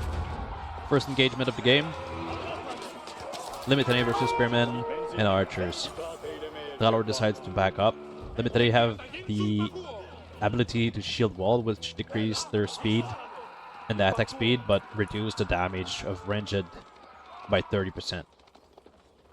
I also think I had advantage on this battle, considering Dralord does not have any Men-at-Arms right now, it's only spearmen. 2 cataphracts are enough to kill a villager who's not upgraded with the loom textile, sorry. Just killed a few villagers there and backed up. I only have 3 Varangian guards, but it's still enough to tank quite a bit of damage from spearmen. On the north, sent a villager to make a wall just because I'm kind of scared to be raided by Sipahis, and I know I have a bunch of villagers here. I don't want them to be free kills. Dralord is now with the Imperial Armory, which is going to be building 3 mangonels over time. He has a 3rd military school, and he will transition to make 3 crossbow with them, those 3 military schools. I keep my army spread out here just to have some vision of this path part of the map, and to have easier time with ranged units to attack over the melee units. I don't have many military buildings, as you can see, but there's the cistern mechanic with the Byzantine, which in the squared area that you see here, you can choose to either conscript, increase the research rate of buildings in the area, reduce damage taken by buildings, and what that means is when you have level 5 of cistern, that means all your barracks are worth 2 barracks in amount of speed. Charging with cataphracts onto a mangonel, losing the scout, but it's worth the exchange. Although you see the first gulp here, HP going up. Although lost the scout, the mangonel, even though it's free, it's such a pain in the ass to deal with if you don't get them as they come out. Like, he can easily come up with 3-4 mangonels, which he did not have to pay for if you don't check that. Now making lancers, which is the knights of the Ottomans. Less strong than cataphracts, but cost also less resources. For example, 240 versus 330.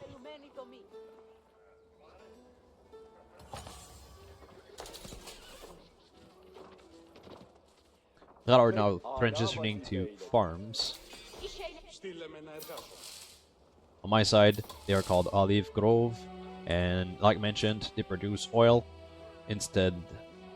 Not instead, but like additionally, they produce oil, which can be used to recruit mercenaries that you'll see soon here. So because of this random trade post, these two mercenary, they are random every game, and I got Jugonu and War Elephants. And I know I want those War Elephants, so I'm saving the oil.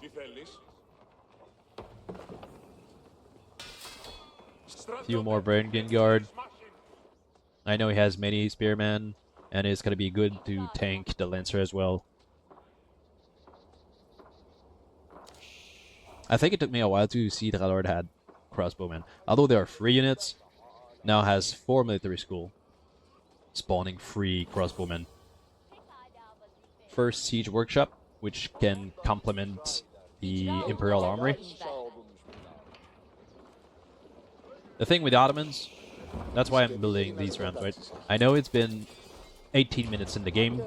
I know Ottomans, they are quite strong early on in feudal, and they struggle a bit in Castle Age, but as soon as they get to Imperial Age and they have access to all their unique stuff, for example, the Bombard here, holy fuck, these get so hard to deal with. So I knew I wanted to attack soon. Spawning men-at-arms, crossbowmen, cataphracts, and I have a bunch of ram where I'm gonna be going in soon for the first attack that I'm planning, at least. Dralord trying to protect his farm expansion over there. Now I have how many? Still 4 military school.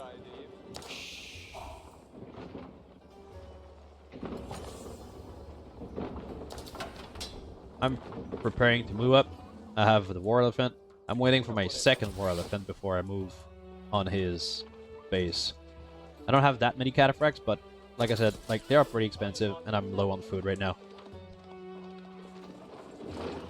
Let's see what he sees. Going age up to Imperial Age with the Seagate Castle, which has a bombard on the castle, and if you don't deal with it, or yeah, if you don't deal with it early on, it can deal so much damage to an army. Dralord saw my rams and he decided to attack them, but that just made me decide to initiate the fight. I saw the castle being built, I'm like, fuck it, I'm going in. It's now or never. If I don't destroy this castle, it's gonna be so hard to get in. Cataphract going for a flank, War Elephant tanking the front line, bunch of spearmen, and Varangian Guards as well. 9 crossbowmen is not enough to deal with all the Varangian Guard here. The rams are firing on the sea castle. The cataphracts are trying to kill all the villagers. Dralord put a lot of villagers for this. The castle is built. Is he shooting? We are not. First bullet. Oh, first bunch shot.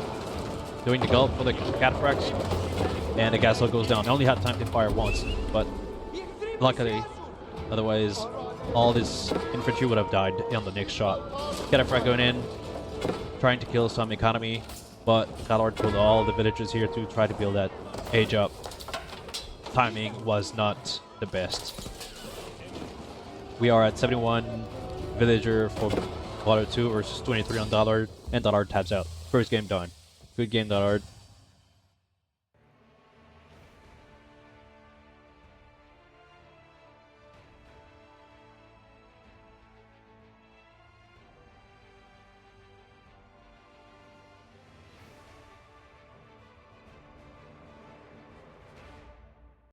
Starting with game number 2 of the finals for the tournament. It is Shadow Lake, Brother 2 playing the Knights Templar, and Dralord playing as the Chinese. Brother 2 now. Brother 2 is at 1-0. The Knight Templars is a civilization that I'm trying to make work.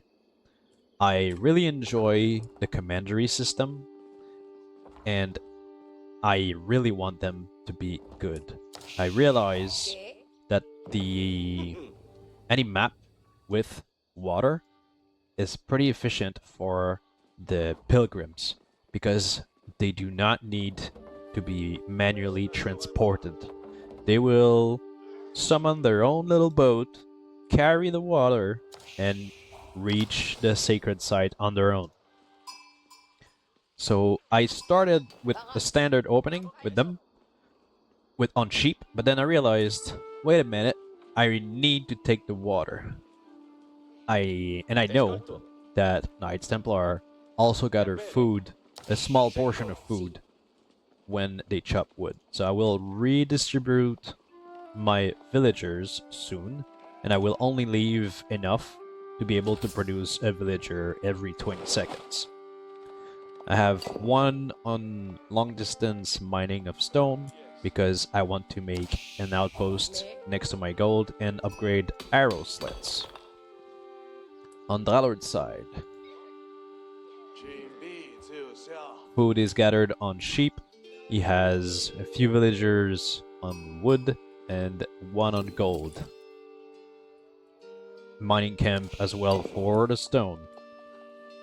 Going early on in wood means probably second easy, because you need the wood and you need the stone to build that fast easy. 400 wood and 350 stones. Chinese, we know, are not exactly a civilization designed for rush. They are made to prosper in the macro and be very, very efficient middle to late game. Having a second TC will help him out to maximize this strategy.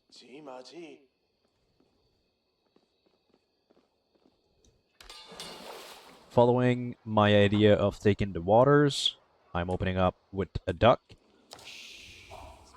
And you can see I pulled my villagers from food. I only left 2 on the sheeps, and everybody else is on the wood. All those villagers on the wood will trickle down a small amount of food. So for every 10 amount of wood, it gives me 2 of food as well. They gather without needing a lumber camp and makes this civilization very efficient on water map.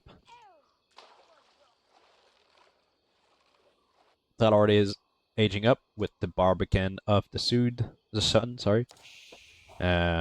Most commonly known as the barbecue. It is a defensive landmark that you've seen before in this small series. It has a hand cannon emplacement and is good to defend an area. He chose this side. It does have protection over the wood line and berries here.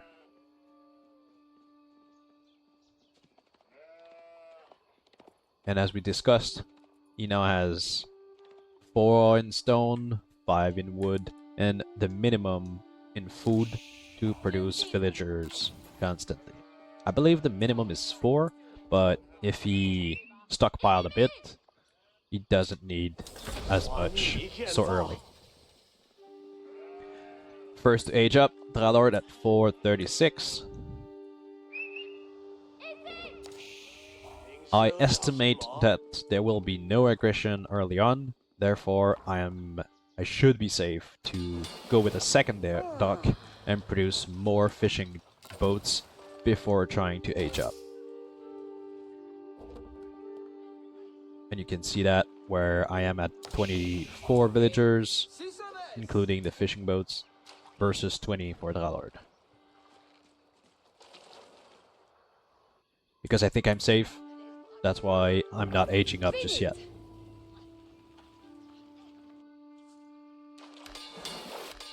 More fishing boats. You gotta keep in mind that deep water fish is the fastest and replenishable resource of food. Now aging up with the Principality of Antioch. which is melee units, gain plus 10% damage, and allow the production of Axtror. We see now some scouting. I want to see what kind of military units he plan on building, but I haven't seen it yet. I will not see the second TC of Dralord being built in the north of the map. I'm walling at the shortest distance of the lake here. My goal is simple. I want to protect the gold and the relic. I could have been a bit more greedy and protected this relic as well, but from here it gets a bit more tricky to protect. It's wider and costs more resource. It's further away from my base. I don't know exactly how I would have managed. I could have, maybe, but it gets harder to protect. Same thing on the north side. Small wall, this one protects the relic and the sacred site. I now have a lot of fishing boat. I don't know if he has any boats, so it's time to produce military ships as well to conquer the water. First military building for Dralord being the stable. Having access to horsemen is good for vision and quick reaction. On my side, it does say 14 villager in food, but actually there's like most of them are fishing boats. Like out of those 14, there's like 11 fishing boats.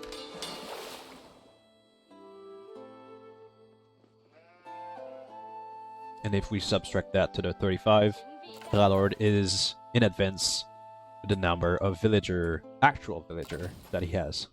His second town center is already helping him out on that section.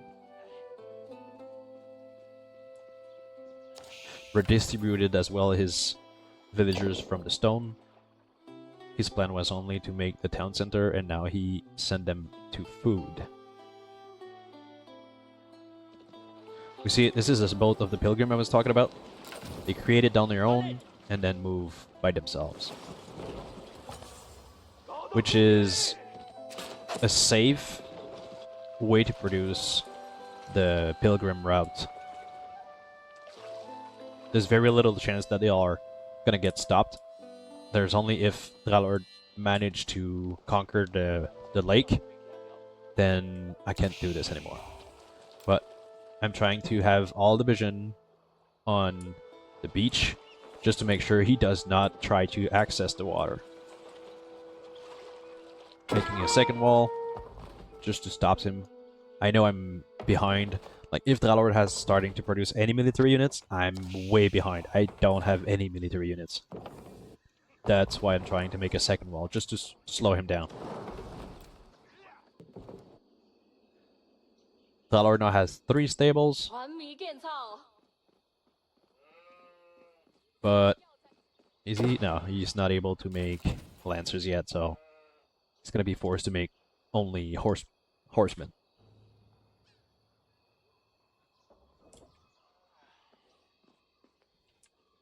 Some idle time on the town center, the second town center. Not too bad, not too bad. Gotta keep in mind that if you produce military units plus villagers on 2 different town centers, it does cost a lot of food. Like, just for villagers, it's 100 food every 20 seconds.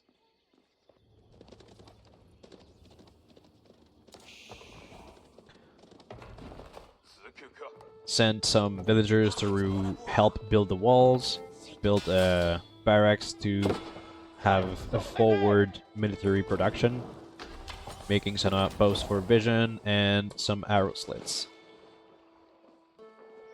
Dralord made a second landmark of Age 2, the Imperial Academy. Nearby buildings generate 100% gold from taxes.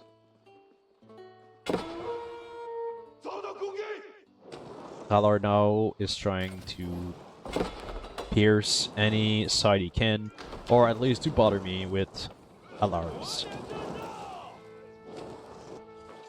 We see I have pretty much all the vision on the beach, and basically I now control the lake. All the food is in my control.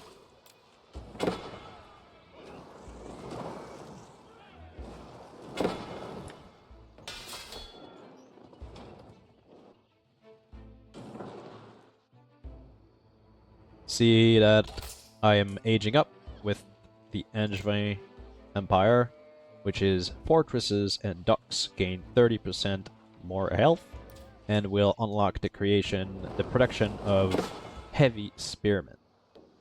They are basically men-at-arms, but with a spear, which is very powerful.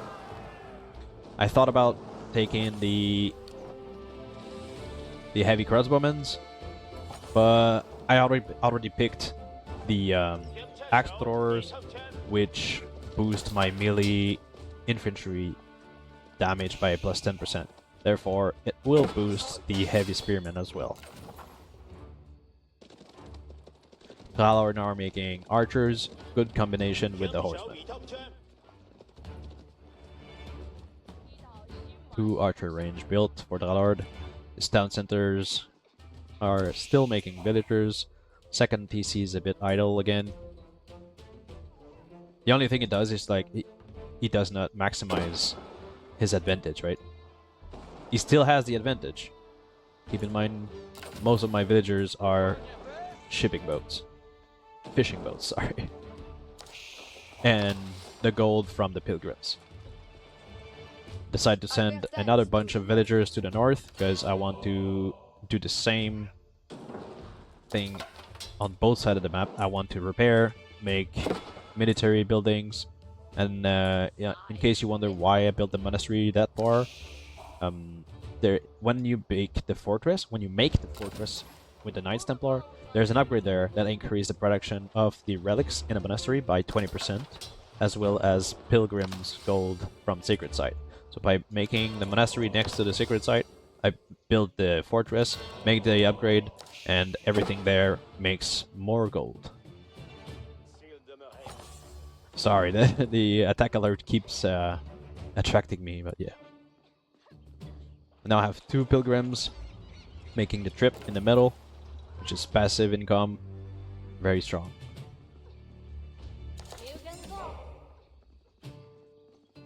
And there it is, the first fortress.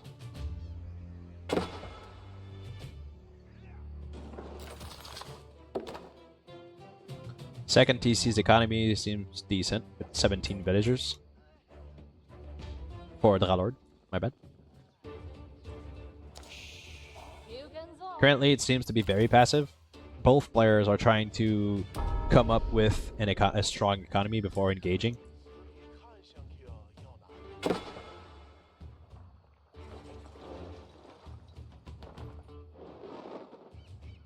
Dralord now aging up to Castle Age with Astronomical Clock Tower, which is a siege workshop and produce siege engine with 50% more health.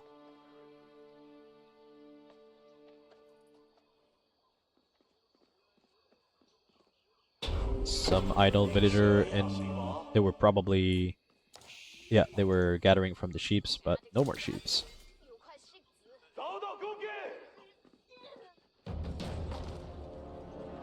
The horseman there got killed by the fortress, and most possibly from the galley as well. Dralord reached the Castle Age. And we see a bit more horsemen being produced.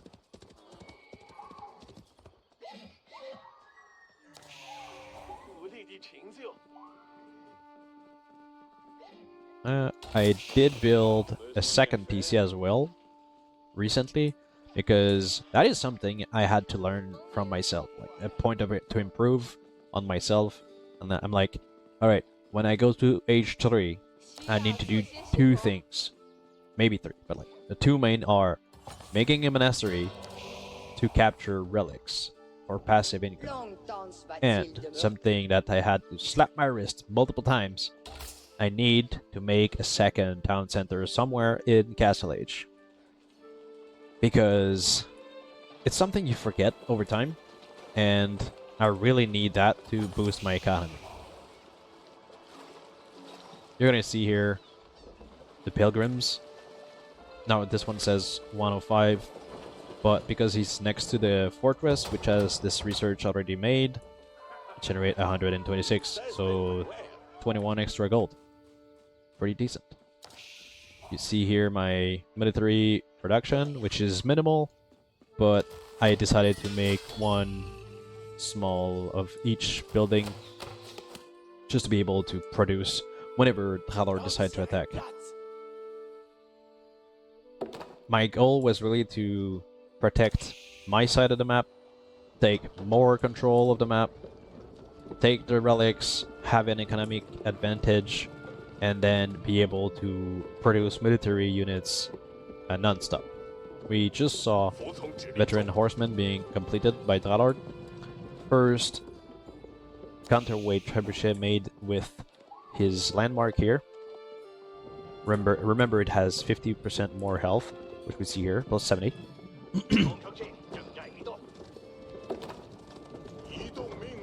Does have a few... How many does he have there? Okay, one palace guard. The scout will spot the small contingent of military units of Dralord.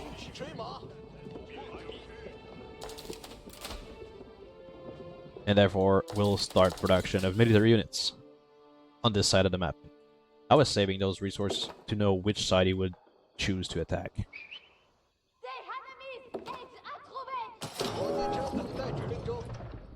Trebuchet now firing on the palisade.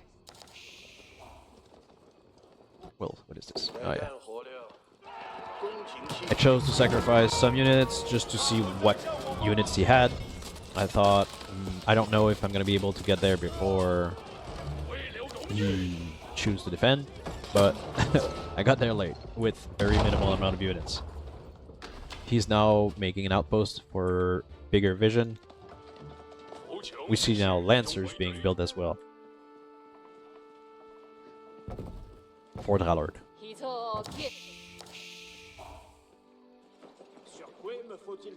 How much is the difference? Templar Brother are the knights for the Knights Templar, where the Lancers are the knights for the Chinese. So the Templar Brother does have a bit more health. The +2 that you see here is because of the feudal commandery I picked. Same with Heavy Spearman is +1. Therefore, my cavalry is slightly stronger than the Lancers of Dralord. Dralord sending a first cavalry just to scout, seize the tower, retreat. In case you did not know, you do not need division with the trebuchets. You can... I see the scout being killed. You can attack ground with this button here. And therefore, you're able to shoot there even though you don't see it. You will not see when it is destroyed, but you can still fire in the fog of war. That's what he sees here now.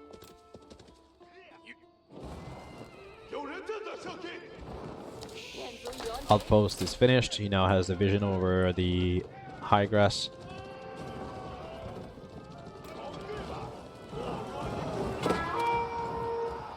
First engagement of the game. Heavy Spearman going at the horsemen.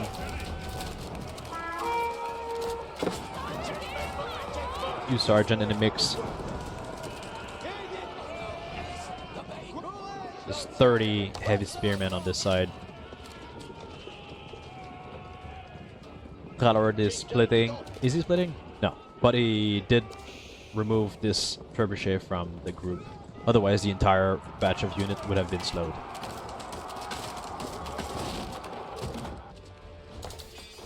We see Jugunu being built, Lancers, and Palace Guard for Dralord right now.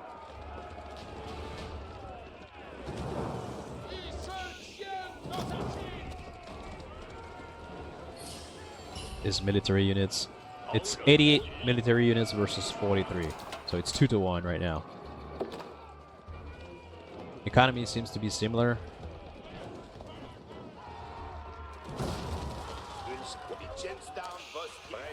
I choose to move forward all the way to the sacred site because I'm planning on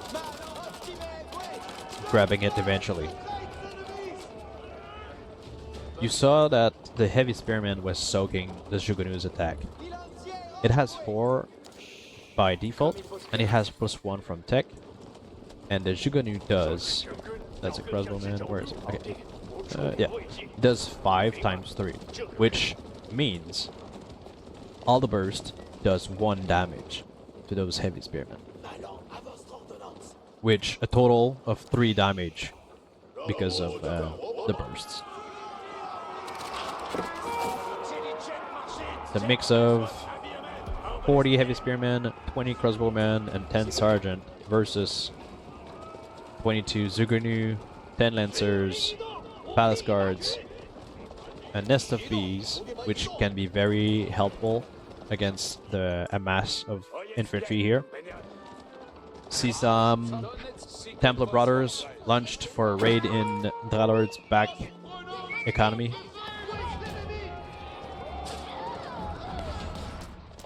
When you don't know if you're going to win this military fight, you can always send some cavalry raiding in the back line to deal some long-term damage. He does have a second TC, so like it's not as impactful, but the more you send, more often you send, the more impactful it will be. We see here the amount of villager that has been killed so far. 28, 29. It does add up pretty quickly. It creates chaos on his base. He has to split his army.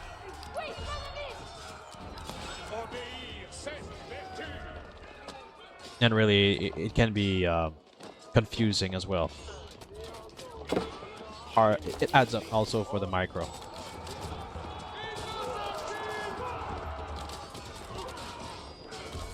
Templar Brothers will be killed here, but they dealt a massive blow to Dralord's economy.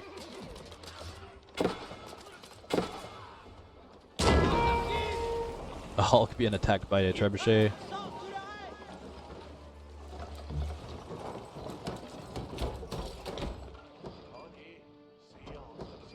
See some upgrade for the speed of siege engine. Should help Dralord's trebuchet. Brother 2 now age up at Imperial Age. I forget which unit I went with, to be honest. Dralord also moving to Imperial Age with the Spirit Way. Dynasty technology can be researched at 50% cost reduction and 150% research speed. When a Dynasty unit is killed, nearby units receive plus 20% attack speed and plus 20 health for over 10 seconds. Pretty decent.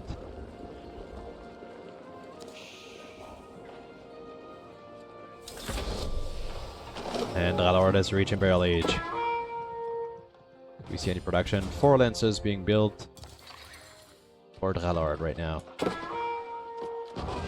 Engagement. A lot of heavy spearmen against the army of Jugonu. Jugonu will struggle to kill this army. Trebuchets of Dralord are firing upon the fortress. Some Templar Brothers are trying to flank Dralord's siege engine units.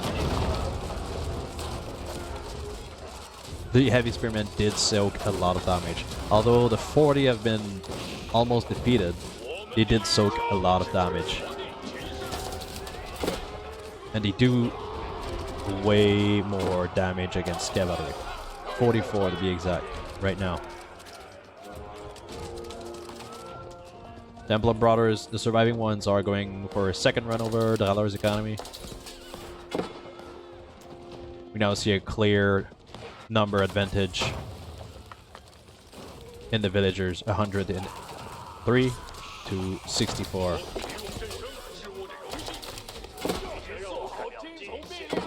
Some of the units are gonna be killed because of the waypoint. Dralord saved a few cavalry in his base, which is a good idea. He's like, it won't happen again. It won't happen a second time. The first one killed 40 something villager, and this one only 6 or 7. I retreated because I was low on melee units, and I did not see the point in losing all my ranged units right now. So I need some reinforcement before engaging again. Dralord has 11 lancers and is very outnumbered military-wise.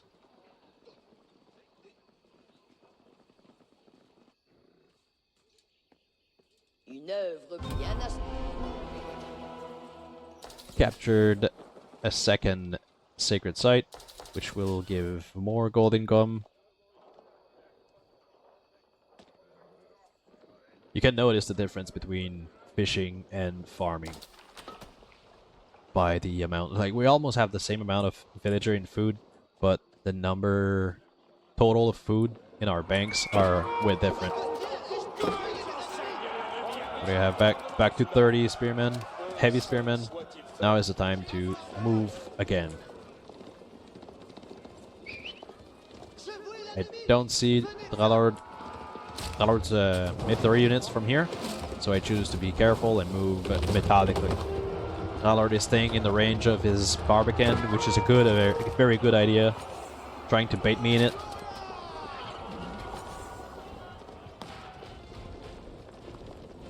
Get some free shots. His second TC area has been unbothered with the entire time. He chose a very good emplacement for it. He had access to food, to gold, stone, and forest. It was such a good area for his second TC. Now engaging in the main base. There's enough melee units that the torch can deal a lot of damage. There's so many units that the Barbican cannot deal with all of it. Lancers going in.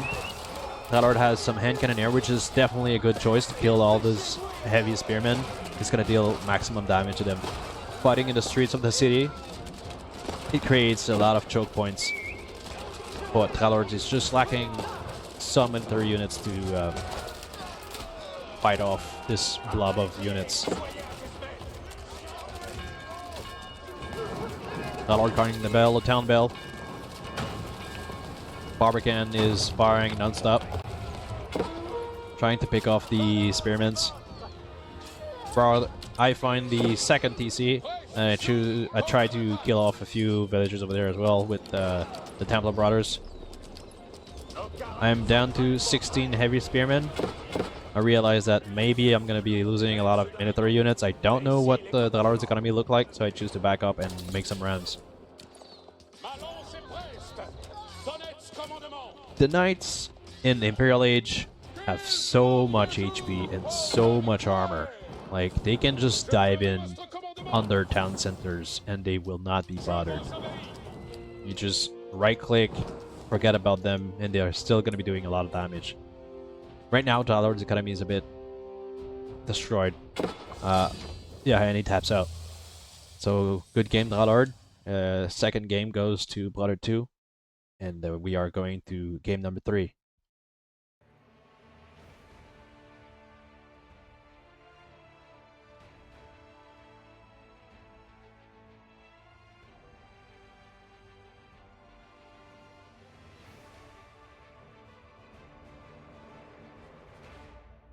Game number 3 of Golden Lion Company's mini tournament. Finals. Brother 2 playing as the Japanese versus Dralord playing the Mongols on the map Lipany. This map is really favoring the Mongols. Dralord kept his best civ for... The maps are random, right? We do the draft, but the fact that he saved the Mongols for the third game in case he had trouble with scoring really helped him out right now, especially for this map, Lipany. Why? Is because the resources are very far from the town center. They are actually, like you see here, outside the range of the town center. If you raid the gold mine, there is no way for me to defend other than having an outpost or running. It is very difficult to defend. The berries are at the limit of the town center. If he runs in with Keshiks, it will still be devastating. The only resource now that I have that is under the TDC protection is the wood, but still vulnerable to hit and runs from the sides. On Dralord's position, he has built his town center next to gold and the wood tree line. Built the Novu for stones, and the Gur sent in the berries over there with the sheeps. The fact that he built it there is like whenever he's out of sheeps, he's ready to gather the berries. We are doing some exploration. For this game, I chose to scout around my base initially. I don't know where the sheeps are. I'm not familiar with the Japanese at all. I only practiced the first like 6 or 7 opening build order. But other than that, since the expansion came out, I've always played Byzantines. So the Japanese is very... I don't want to say mysterious, but I'm not experienced with them. I know what their units are. I know how to counter them as a Byzantine player, but I've never played them competitively. I know the game, but I don't know how to play the Japanese per se. But resources are the same, and villagers are villagers, right? As long as you focus on the macro, everything should fall in order eventually. Going up in Age Feudal with the Kura storehouse next to the tree line here, and made sure that there's 2 square location so that the farms will be built around it, protected by the TC and extra farm basically.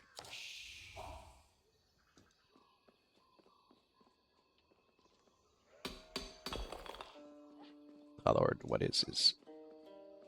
Villager 8 on food, 4 in gold. You should age up very soon now. There we go. Silver tree built next to his town center. His goal is to save villager time by building it next to his town center, send the villager back to resources, and then... Sorry, got attracted by the can being a pain in the ass again. So yeah, sorry.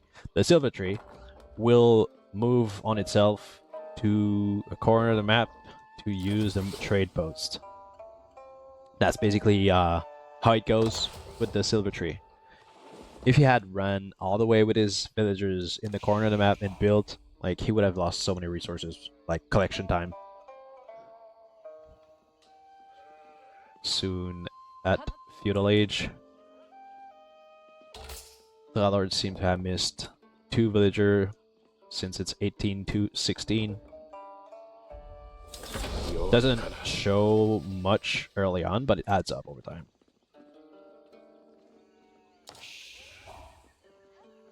My build order with the Japanese covered the fact that I'm gonna send 5 in gold and build an outpost, then upgrade with arrow slits.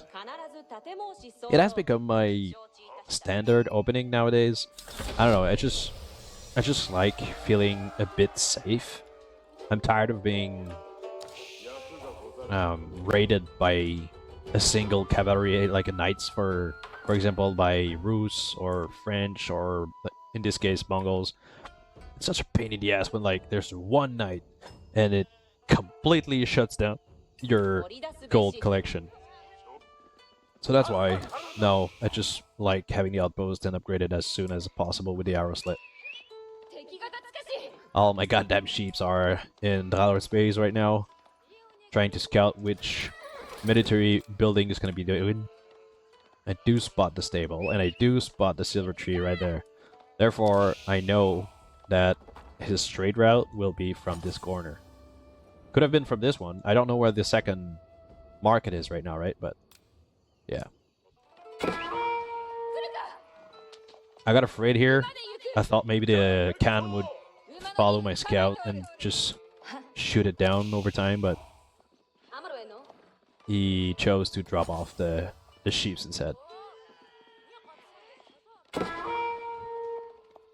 And apparently the DC shoots very fucking far when there's heals involved.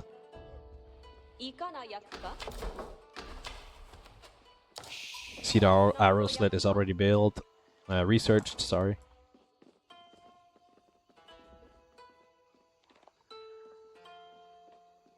Silver Tree is reassembled in the north, and he should start making traders soon. First Keshiks are being built. He spawns them in pairs because it's next to the Uvu right there. It does cost stones in addition to the regular price, but the Uvu is producing that stone, so that's why. Now that I know he has cavalry incoming, I want to further protect my wood line.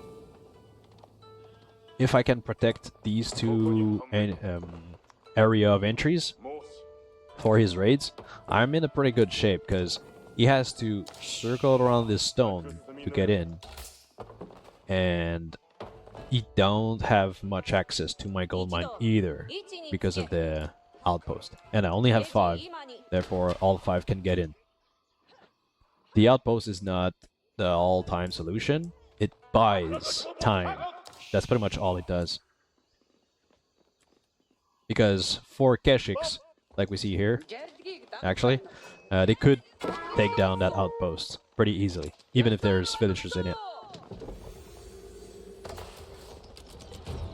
The can... I saw the can coming in, and I got time to garrison all my villagers, which killed the can.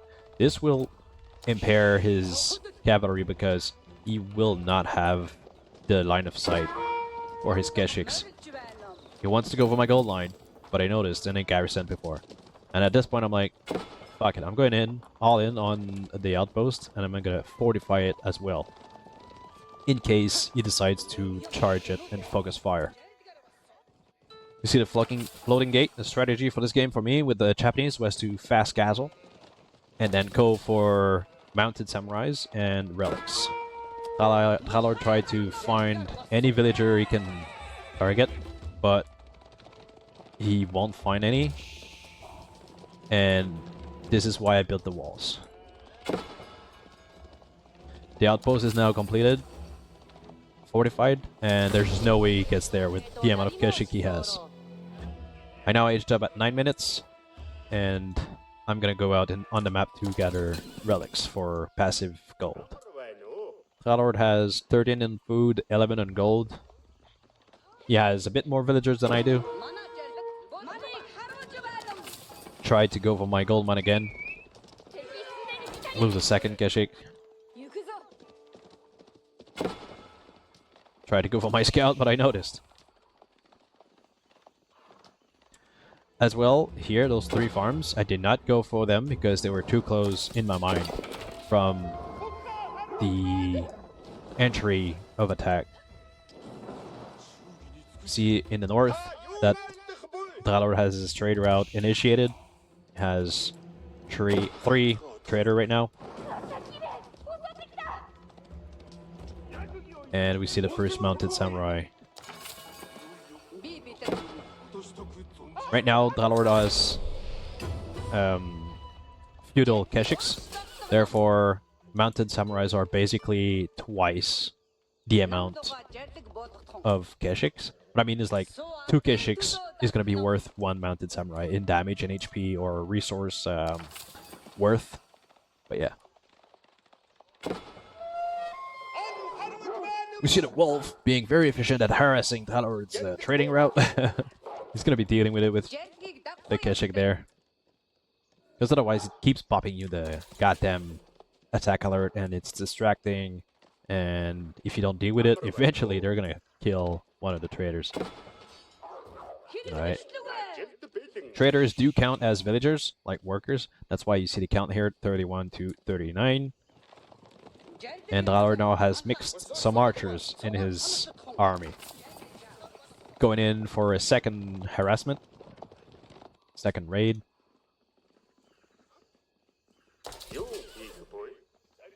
Starting to hunt deer as well. I have built an outpost, and that's why I saw him arrive. I was like, why do you react so fast? But yeah. 4 mounted samurais against 8 keshiks and 2 archers.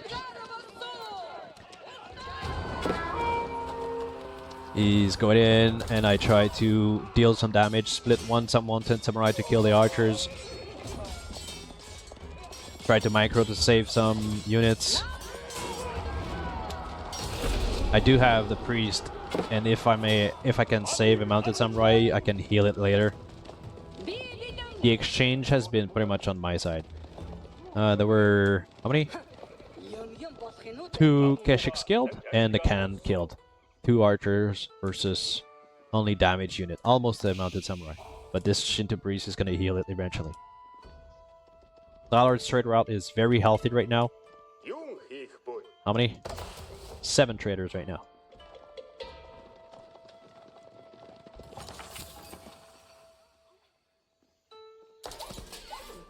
And Dralord might need... Well, he knows what he needs to do. But right now he's going to be focusing on that, which is aging up.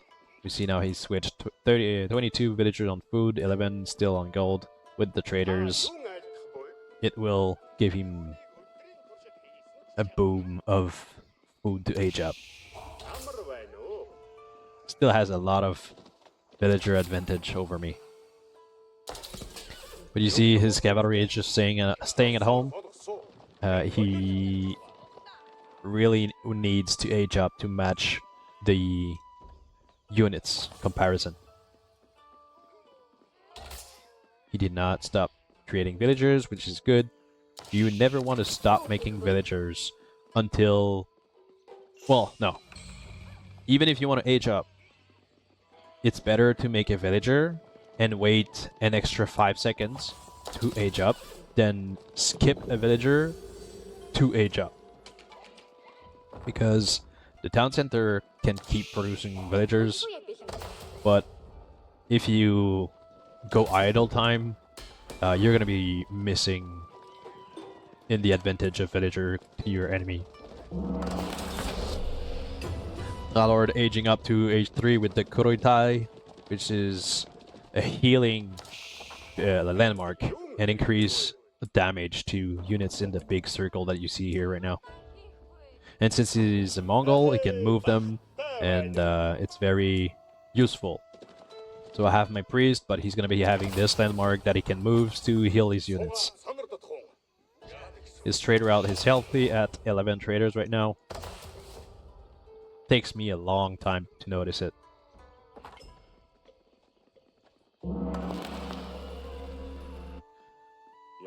I currently have 2 relics in the shrine.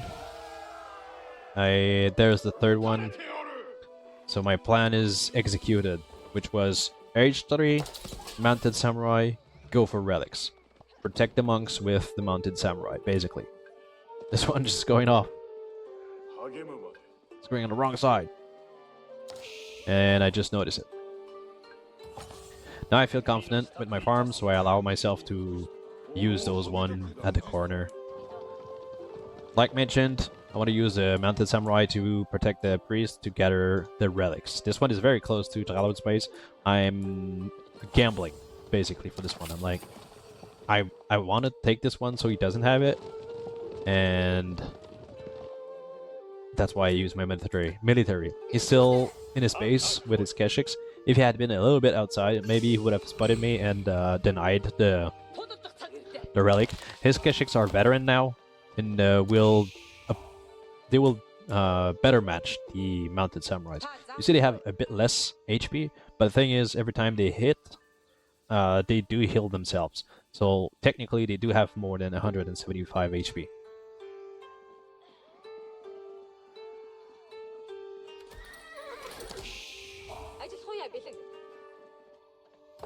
See a Gur being moved with his villagers for the deer hunting location.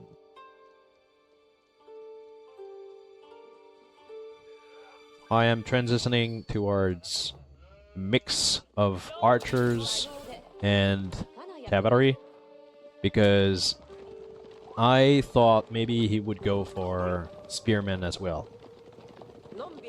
Considered he saw my mounted samurais, right?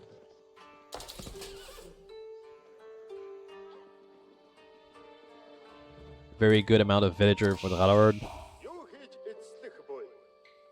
And his trade route is at 13 trader right now, which unlock more resources every time they go for a trade. So I'm raiding onto the left side of the base of Dralord.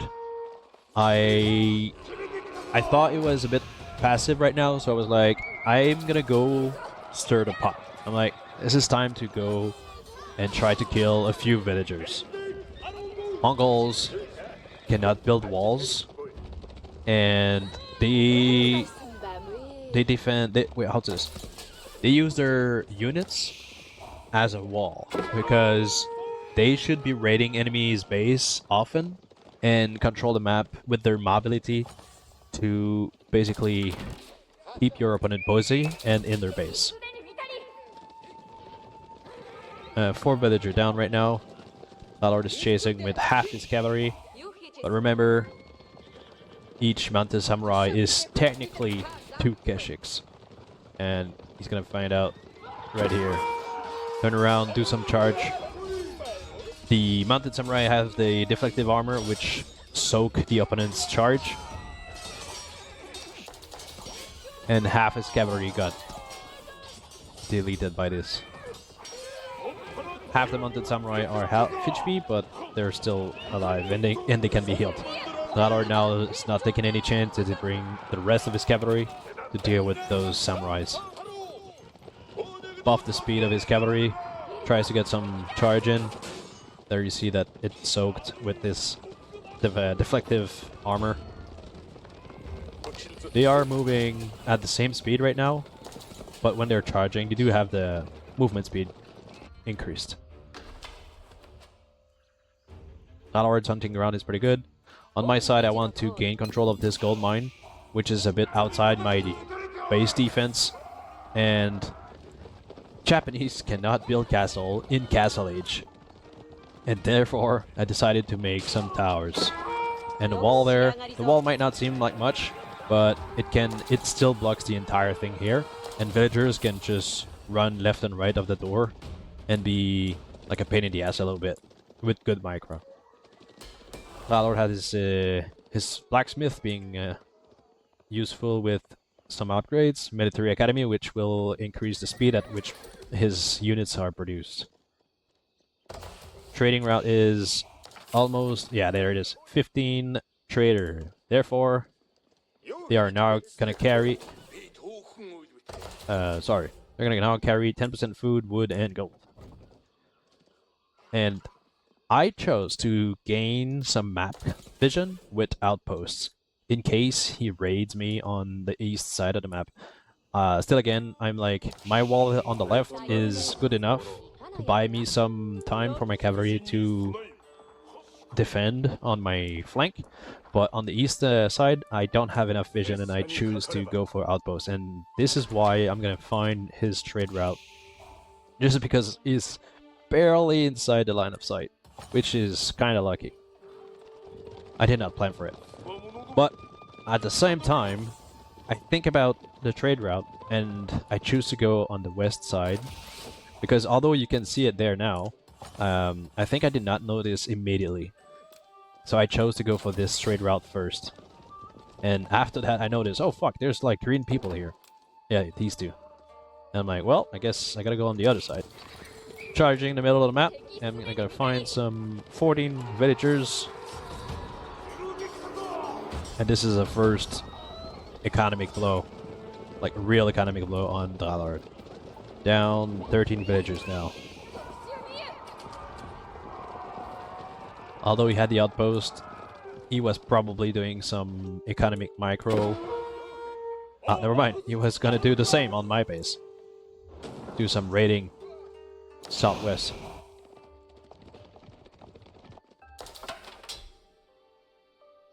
We are now technically equal in villagers. Like I mentioned, the traders are villagers as well. He can focus on food and wood with his villagers while gathering gold with his immense amount of traders right there. And that means I need to deal with it. Otherwise, it can snowball very much in Dralord's favor. We see Kaganete Palace being built for Dralord, meaning he's aging up to Imperial Age at 22 minutes. This landmark will automatically spawn diverse armies from across the Mongol empires, which means Rus units, some French units, some Chinese units, and obviously Mongol units as well. We're gonna see the first blow to the trade route when he had 19 traders. The mounted samurais do quick work to those units, those traders. And if he's not microing them, he's gonna lose a lot of traders.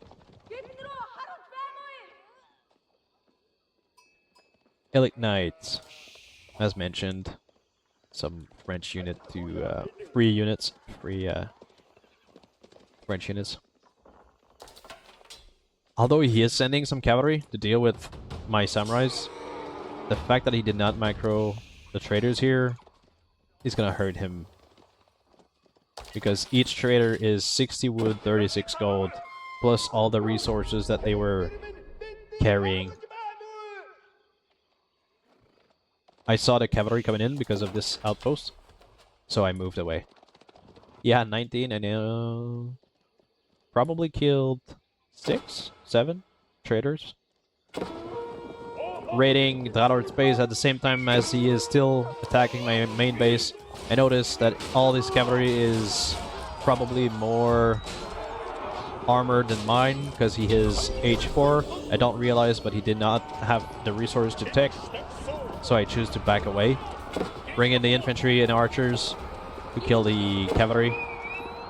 At the same time, he does raid my gold mine. That is like 21 villagers that I don't notice because of the fight in his main base. His Keshiks are being upgraded right now, but the main fight is going on briefly, like a few seconds before the upgrade is done. Dralord finishes up my gold mine. I have no more gold miners going in. Focus on micro in this fight. It's still equal. Only have archers and mounted samurai left. Bunch of Keshiks still fighting. They are now elite. They are Imperial Age against Castle Age cavalry. Garrison villagers are also dealing a ton of damage. You have the Uma bannermen who increased all the DPS throughout this entire fight. Some mounted samurais are still dealing damage to the trade route as the main fight went on. Both armies died entirely. It was very much equal fight. Some free units spawned as well as reinforcement for Dralord. And we are now back to equal on military power. This trade route is very hurting from the small raids being sent. His 9 Keshiks here, who were in the gold mine, had a free path in my base at the time. I built a reinforcement spearman to deal with it in case he charged, but otherwise, if he had split his cavalry, he had free access to my base. He could have definitely decimated a bunch of farmers as well. He could have sent all this cavalry here to deal with the 3 mounted samurais, and all his Keshiks who were already next to my base could have ran inside and deal an incredible amount of damage. Doing some splitting just to be a pain in the ass here. Kill a few more villagers. we see the number of villagers, which is now slightly in my favor. But I noticed, I don't know exactly when. I think it was after I raid. Oh, see another fight in my base. Dralord decided to go poke in my front door. Realized that I still had a lot of reinforcement as well, so going to back up with his horse archers and elite canned hunter. And fights going on left and right as well. Still has a bunch of Keshiks to my left door. I forgot those 3 spearmen, but they were probably useful at some point. A lot of action going on all over the map at this time. I left 1 samurai to this raid post in case he decided to change rally point. He did not, but yeah. The cannon rises again. Ah, there they are. Small skirmish to the left of my base. I don't know if he's going to be breaching that door. I don't think he will. I think, yeah, I'm sending the cavalry to quick react. Otherwise, he was very close to pierce that door.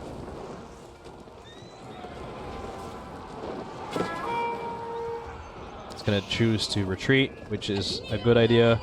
6 cavalry against 10. The door is on fire. Sending 1 villager to repair. That door did buy me enough time to react with cavalry. Now see elite knights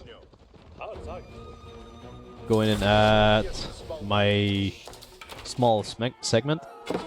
It's not as useful now because there's no more gold, and like that's why I mean, like, it has less value. I reached Imperial Age with the Castle of the Crow. I'm gonna explain it after this fight here. Sending spearmen against that cavalry here. Dralord is doing a nice split. Poking north, going in the front door, and still harassing the left door. I need to react on all 3 sides. You see that the main entrance is being poked with a lot of horse archer. It might not be the best engagement for Dralord. Maybe his horse archer would have been best against spearmen, and his elite knight against the mounted samurai. Decided to pull back those 4. What? Okay, they're still being repaired. I was like, I see the HP going up, but I don't see any villagers. But yeah, he's inside the wall. Like mentioned, a lot of action going on. Decide to retreat. It might just be 1 mounted samurai, but it can be healed. So, gotta spare the resources. Spearman's managed to get a few shots at the cavalry. Dralord bringing back his main army. A lot of archers and an SB, which was free from his landmark of the Imperial Age, remember? Dispatch all my infantry, my spearmen. Now need to wait for new production. Dispatching 4 mounted samurais to deal a blow to his trade route again, while Dralord is now attacking the main door again. But his army is half HP. He's gonna try to use his archer mobility, but an SFB slowed his entire army. Found a single horseman there. Dralord is poking with his archer cavalry. Good micro. And the mounted samurai found their way to the trade route. They will simply stay there and attack everybody who walk by. Dralord has a lot of villagers on this gold mine here. There's the main one next to his base, who's still at 3/4. He's gonna have to deal with protecting his trade route as well. He's now down to 7 traders. It does hurt him economically a lot.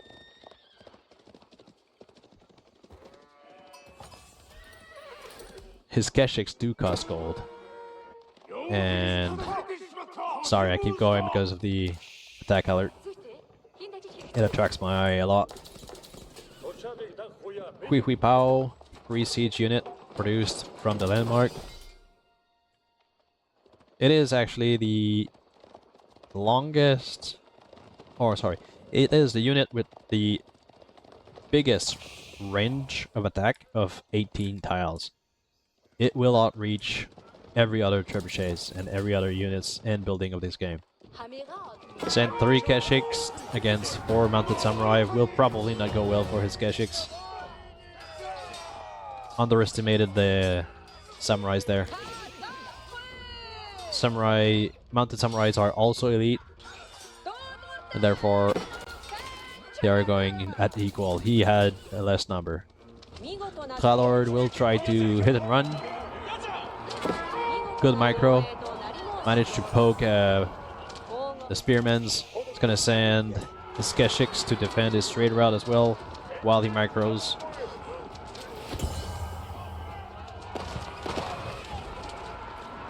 Few hand cannoneers in the Japanese army.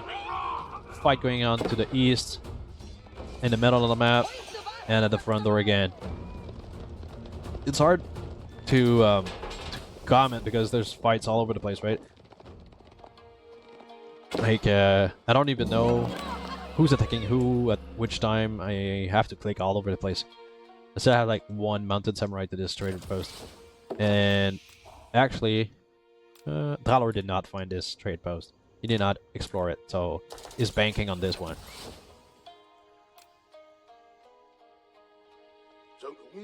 Some free palace guard. Still has a good amount of food and gold,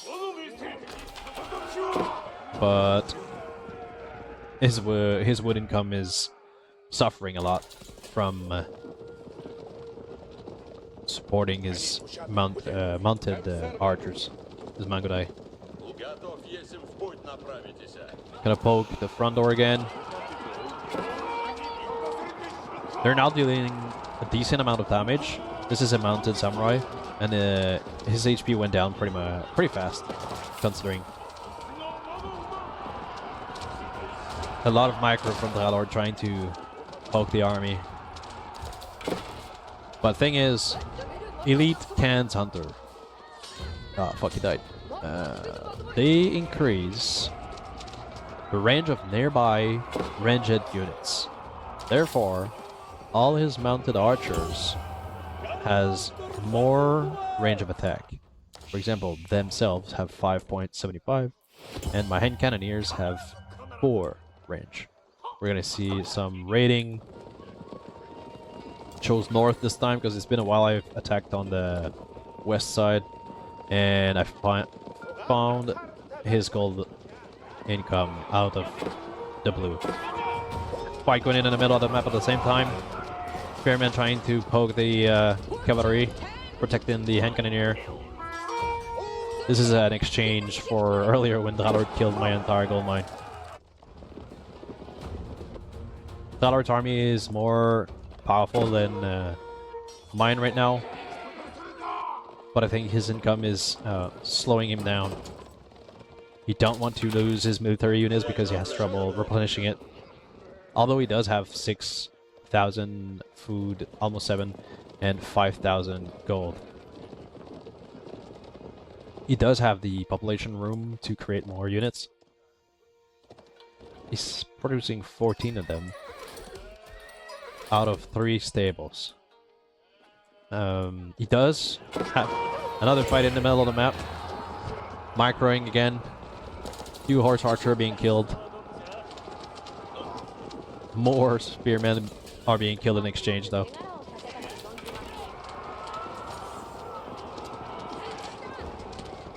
Yeah, the range, the bonus range for the elite cans hunter is really helping them out.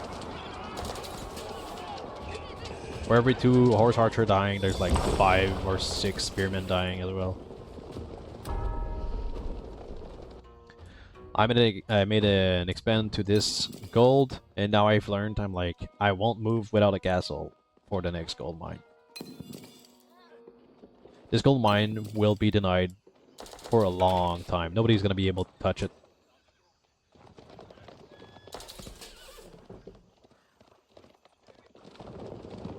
Thinking about raiding as well. from the west side of the map, because last time I went to the east.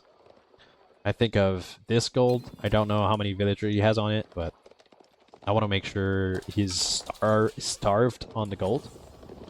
That's basically my idea. I want to keep mining gold and starve his gold. Dralord probably sees... Not yet. He does have 3 Keshiks, but it's not going to be enough to stop the entire mounted samurai army coming in.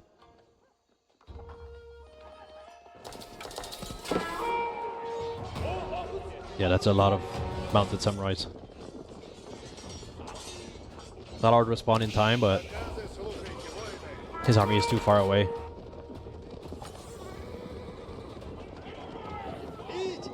And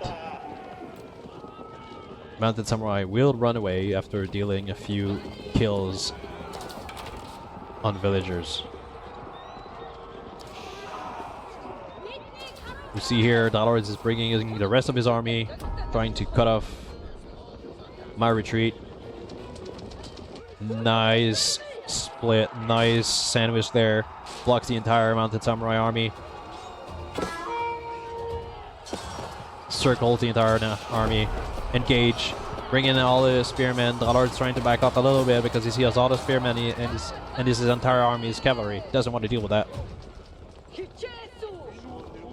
Out of all of this mounted samurai came out not too bad. Consider that Dralord did an amazing encirclement.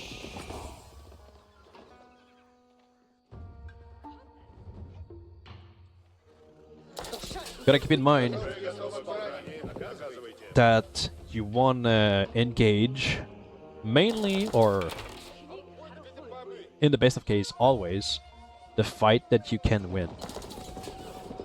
Dralord could have won, he would have won that fight against my mounted samurai, but as soon as like, how many spearmen is it? 46 spearmen. As soon as his 46 spearmen arrive, he does not have the advantage of that fight, and he did a good call to go back with his army.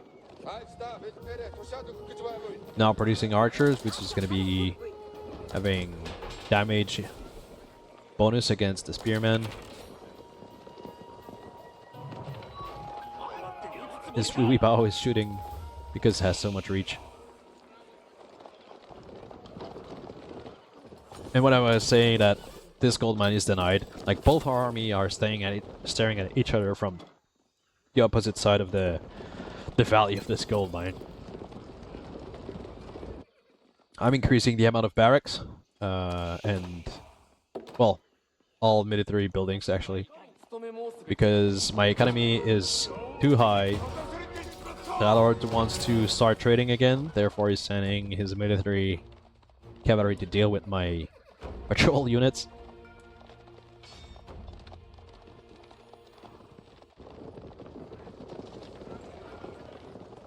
And trying to gain some sight over his army. What does it look like?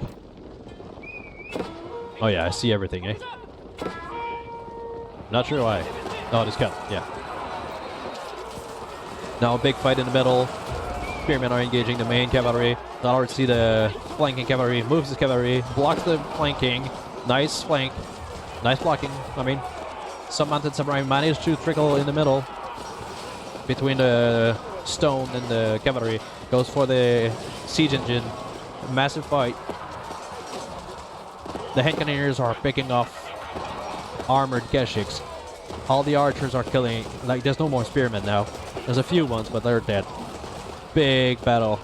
All the archers killing off the entire the entire cavalry of both sides are dead. It's the second large fight where both army are just decimated. The Japanese managed to save part of their hand cannoneers. He cost gold, they are expensive, they don't want to lose it. It's a pain in the ass. Massive fight. Amazing. There was no clear victor of that. Now trying to block his future trade with the stone wall, but he noticed with a... and stops it. But remember, I have a castle next to this gold, and Japanese castle have the rockets, which hit for 193 against infantry and cavalry. It's very slow, but it basically one-shot units. Starting mining again. And one samurai to block his trade route again. Both army are now replenishing their forces. You see a lot of spearmen.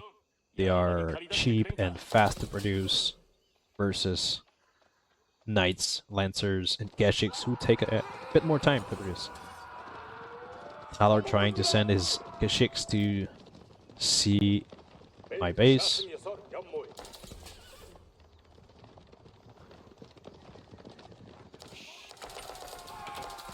A lot of units have been produced. We heard a small noise. Sees the market, does not see any trader, but actually they just started being produced. Try to scout my base. Won't see much other than houses from now on.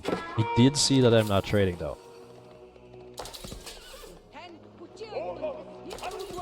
Reason why I'm going for trader this late is I really wanted to maximize my gold mines by producing spearmen, which cost food and wood. I was gonna use my gold only for hand cannoneers and mounted samurai. There's one thing, like I mentioned, right? I've never really played the Japanese before, and I forgot they can produce ozutsus, which would have had more range than the hand cannoneers. They would have probably helped deal with those horse archers. Dralord now has a flaming arrow. Straight route is being denied by the castle. Dralord does a lot of harass in the middle with the hit and run horse archers, killing, like not just killing, but like eradicating the spearmen. At this point in the game, the horse archers are dealing a lot of damage. He only has less than 20 and is going through all the infantry very fast.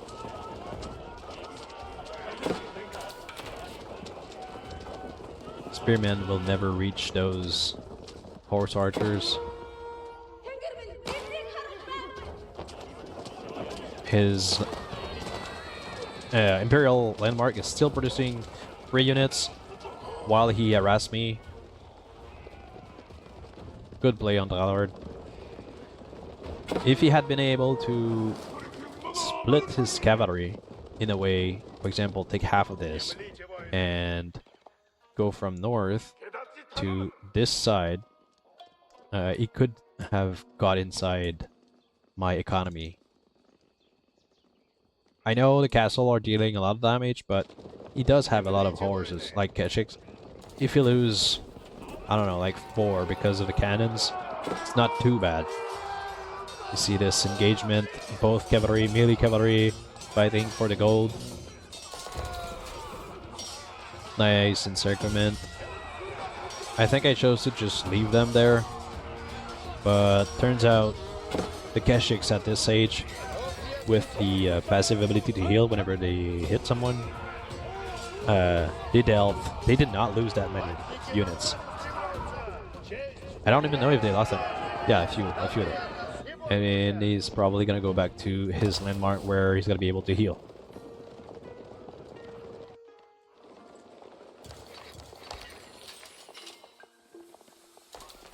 Producing more military buildings.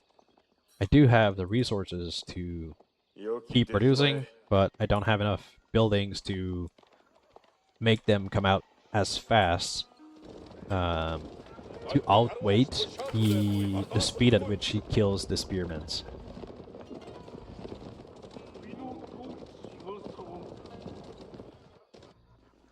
See my gold miners there, aiming for this gold mine. Oh yeah, I wanted to to explain the... Oh, another fight. Another hit and run from Dralord. Does get a few kills again. Some Batterman. God. So much damage. if he stops doing hit and runs, I'm gonna be able to explain the Castle of the Crow. Samurai cavalry coming in, thinking maybe that's all he has, but no. Apparently he finds out that he has a lot of other cavalry at this front door.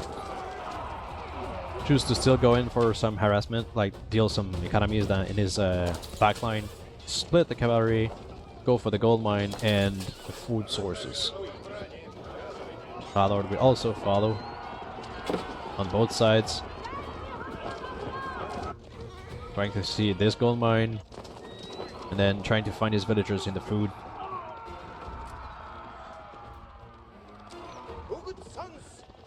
Discovered that his gold mine is now finished here, but I keep running away so that I explore at the same time. Try to create chaos and more micro on both sides.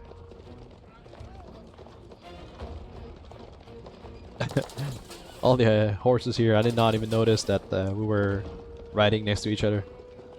And randomly find some weep out. Figure out that it's probably a valuable target and manage to kill one. Second one will get healed back to full HP. Now might be a time. Alright, Castle of the Crow for Imperial Age. It has the ability to create caravan as well, which are traders, but are considered also cavalry. Which one are they? This one. No? Fuck. Maybe it's being produced still. Well, yeah, they are better traders basically, and they are considered cavalry as well. Dralord for some hit and run again in the middle. He had the army advantage after killing my harassment with the samurais. Going in with the spearmen, try to reduce the amount of cavalry. I figure that if I can exchange spearmen for Keshiks, it's gonna be a long-term a good pick. And now I notice that my spearmen did not deal as much as I thought, so I tried to save the hand cannoneers. Dralord is having a nice army there. He could probably push inside, finish off all this infantry with his horse archer, send the heavy cavalry in the economy, or sacrifice the heavy knights to the infantry and run in with the horse archer in this food line. It's very close. Reinforcement coming in from both sides with the rally point, and the hand cannoneers managed to kill the armored units. Dralord lost a bit of the momentum now.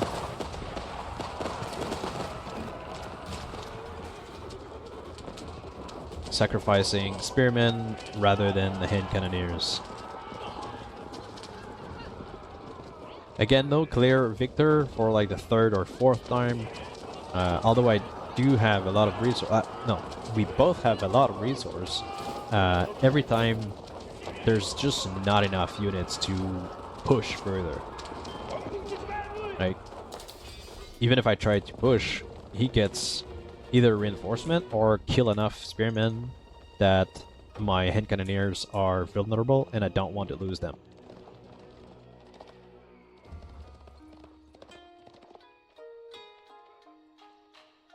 Dralord is now having a bit of economy trouble because he does have less villagers. It's hard to I'm gonna use the word compete, wherein your economy is half as strong as the opponent. I say as strong because but really I'm just saying the amount of workers trying to engage his cavalry. I'm thinking I could replenish my army faster than he does. Sending some cavalry raids as well to his gold mine. And very unfortunate timing for him. It was at the same time as he chose to go for that gold. And that is 14 villagers that will die. He needed some escort at this time.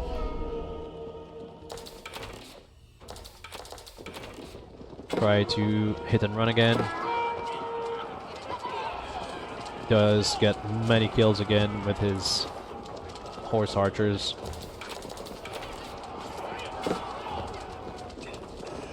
My cavalry will follow up with his food income. He discovered this castle because he ran into it.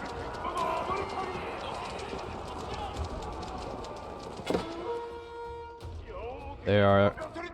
oh, sorry. There's the food income being hit by the rest of the cavalry.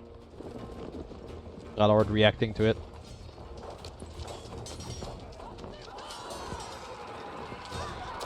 Although I managed to run in with the cavalry, my main force is never able to move inside his base. It's just a question of... I don't know, like... I feel like it's a question of math, because remember I have spearmans and hand cannoneers. Both are very slow compared to his moving cavalry, which is shooting. Right now, like, he's deleting my reinforcements so fast. I know I could be making some samurai as well, but remember that I want to save the gold. I was busy doing micro, and I forgot that my economy is very solid right now. Since he killed my gold mine at this place here, I kind of had in my mind, I'm down in gold. Like, I'm lost in gold. I need to save gold to make some mounted samurais and hand cannoneers only. And because he does a lot of harassment, like hit and runs with his cavalry, he keeps me on edge the entire time. I need to deal with the micro there. I'm trying to kill some horses with my hand cannoneers, but that demands a lot of micro. Trying to run after him. The charge speed might kill a few archers, but no. Now I'm like, I want this gold. I'm gonna push as far as I can when I'm gonna build a castle in the meantime. Engage in his main base. All the spearmen are being killed. There's like 86 spearmen being queued right now. All my infantry is gone. I'm thinking maybe I can spare some of the hand cannoneers. I'm gonna queue all the spearmen I have to the front line. Technically, Dra won this fight, but my reinforcements are here. In the meantime, he managed to secure his gold mine to the northeast. Dralord decided to stand and fight. Maybe he should have kept hit and run because the spearmen are dealing a lot of damage, and the hand cannoneers are also very strong in the back. Let's now move in, but reinforcement, even more spearmen are coming in. I remember him saying, how many goddamn spearmen I'm gonna have to kill in this game? And he's right, man. Like, I have so many queued, so many rallied. At this point, I'm like, fuck it. I'm gonna right-click the waypoint next to his base, and I'm gonna try to kill something. I'm like, it's impossible that he can replenish his army as fast as I am. I'm like, he's probably out of gold now because the gold to his left is done for a while. The gold to the right side of the map, he did not go in a long time. And I have captured the 2 gold mines in the middle of the map. Trying to kill more villagers with infinite spearmen coming in. Dralord still killing a lot of units with his horse archers. His landmark producing 3 units is still going on. You see in the map like a trickle of yellow. All the spearmen's being built, produced all over the map, rallied to his base.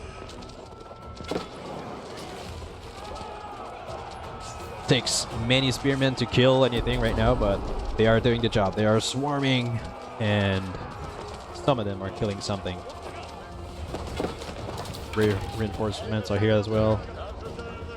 3 units spawn for Dralord. Managed to defend the initial force. At this point I'm making archers because they do have a bit more range than hand cannoneers. I'm a bit tired of running after horse archers. Again, if I had some Azuchus, maybe it would have been different, but not this game. Still a trickle of yellow in the map. 72 queued spearmen. Dralord's economy is a bit stalled because of all the villagers that have been killed over the raiding and disengagement. Like, we have been fighting now for like, I don't know, a few minutes. Like, it's never ending right now. He's killed so many spearmen. It's crazy.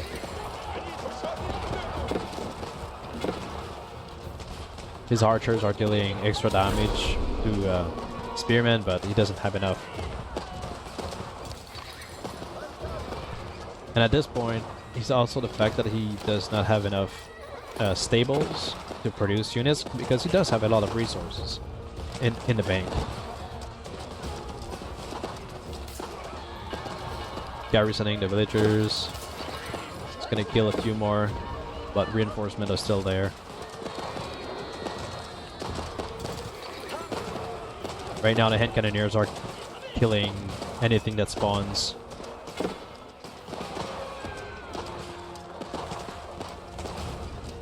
He does have like a few cavalry protecting his gold that he forgot. Nest of bees. And Dralord surrenders for the third game. Good game, Dralord. Thank you for watching this mini tournament from the Golden Lion Company. I hope you enjoyed.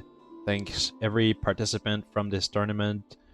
I hope that you enjoyed participating, playing. I hope that everybody gets out of this with more interest in the game and will also want to participate in future content. Have a nice day.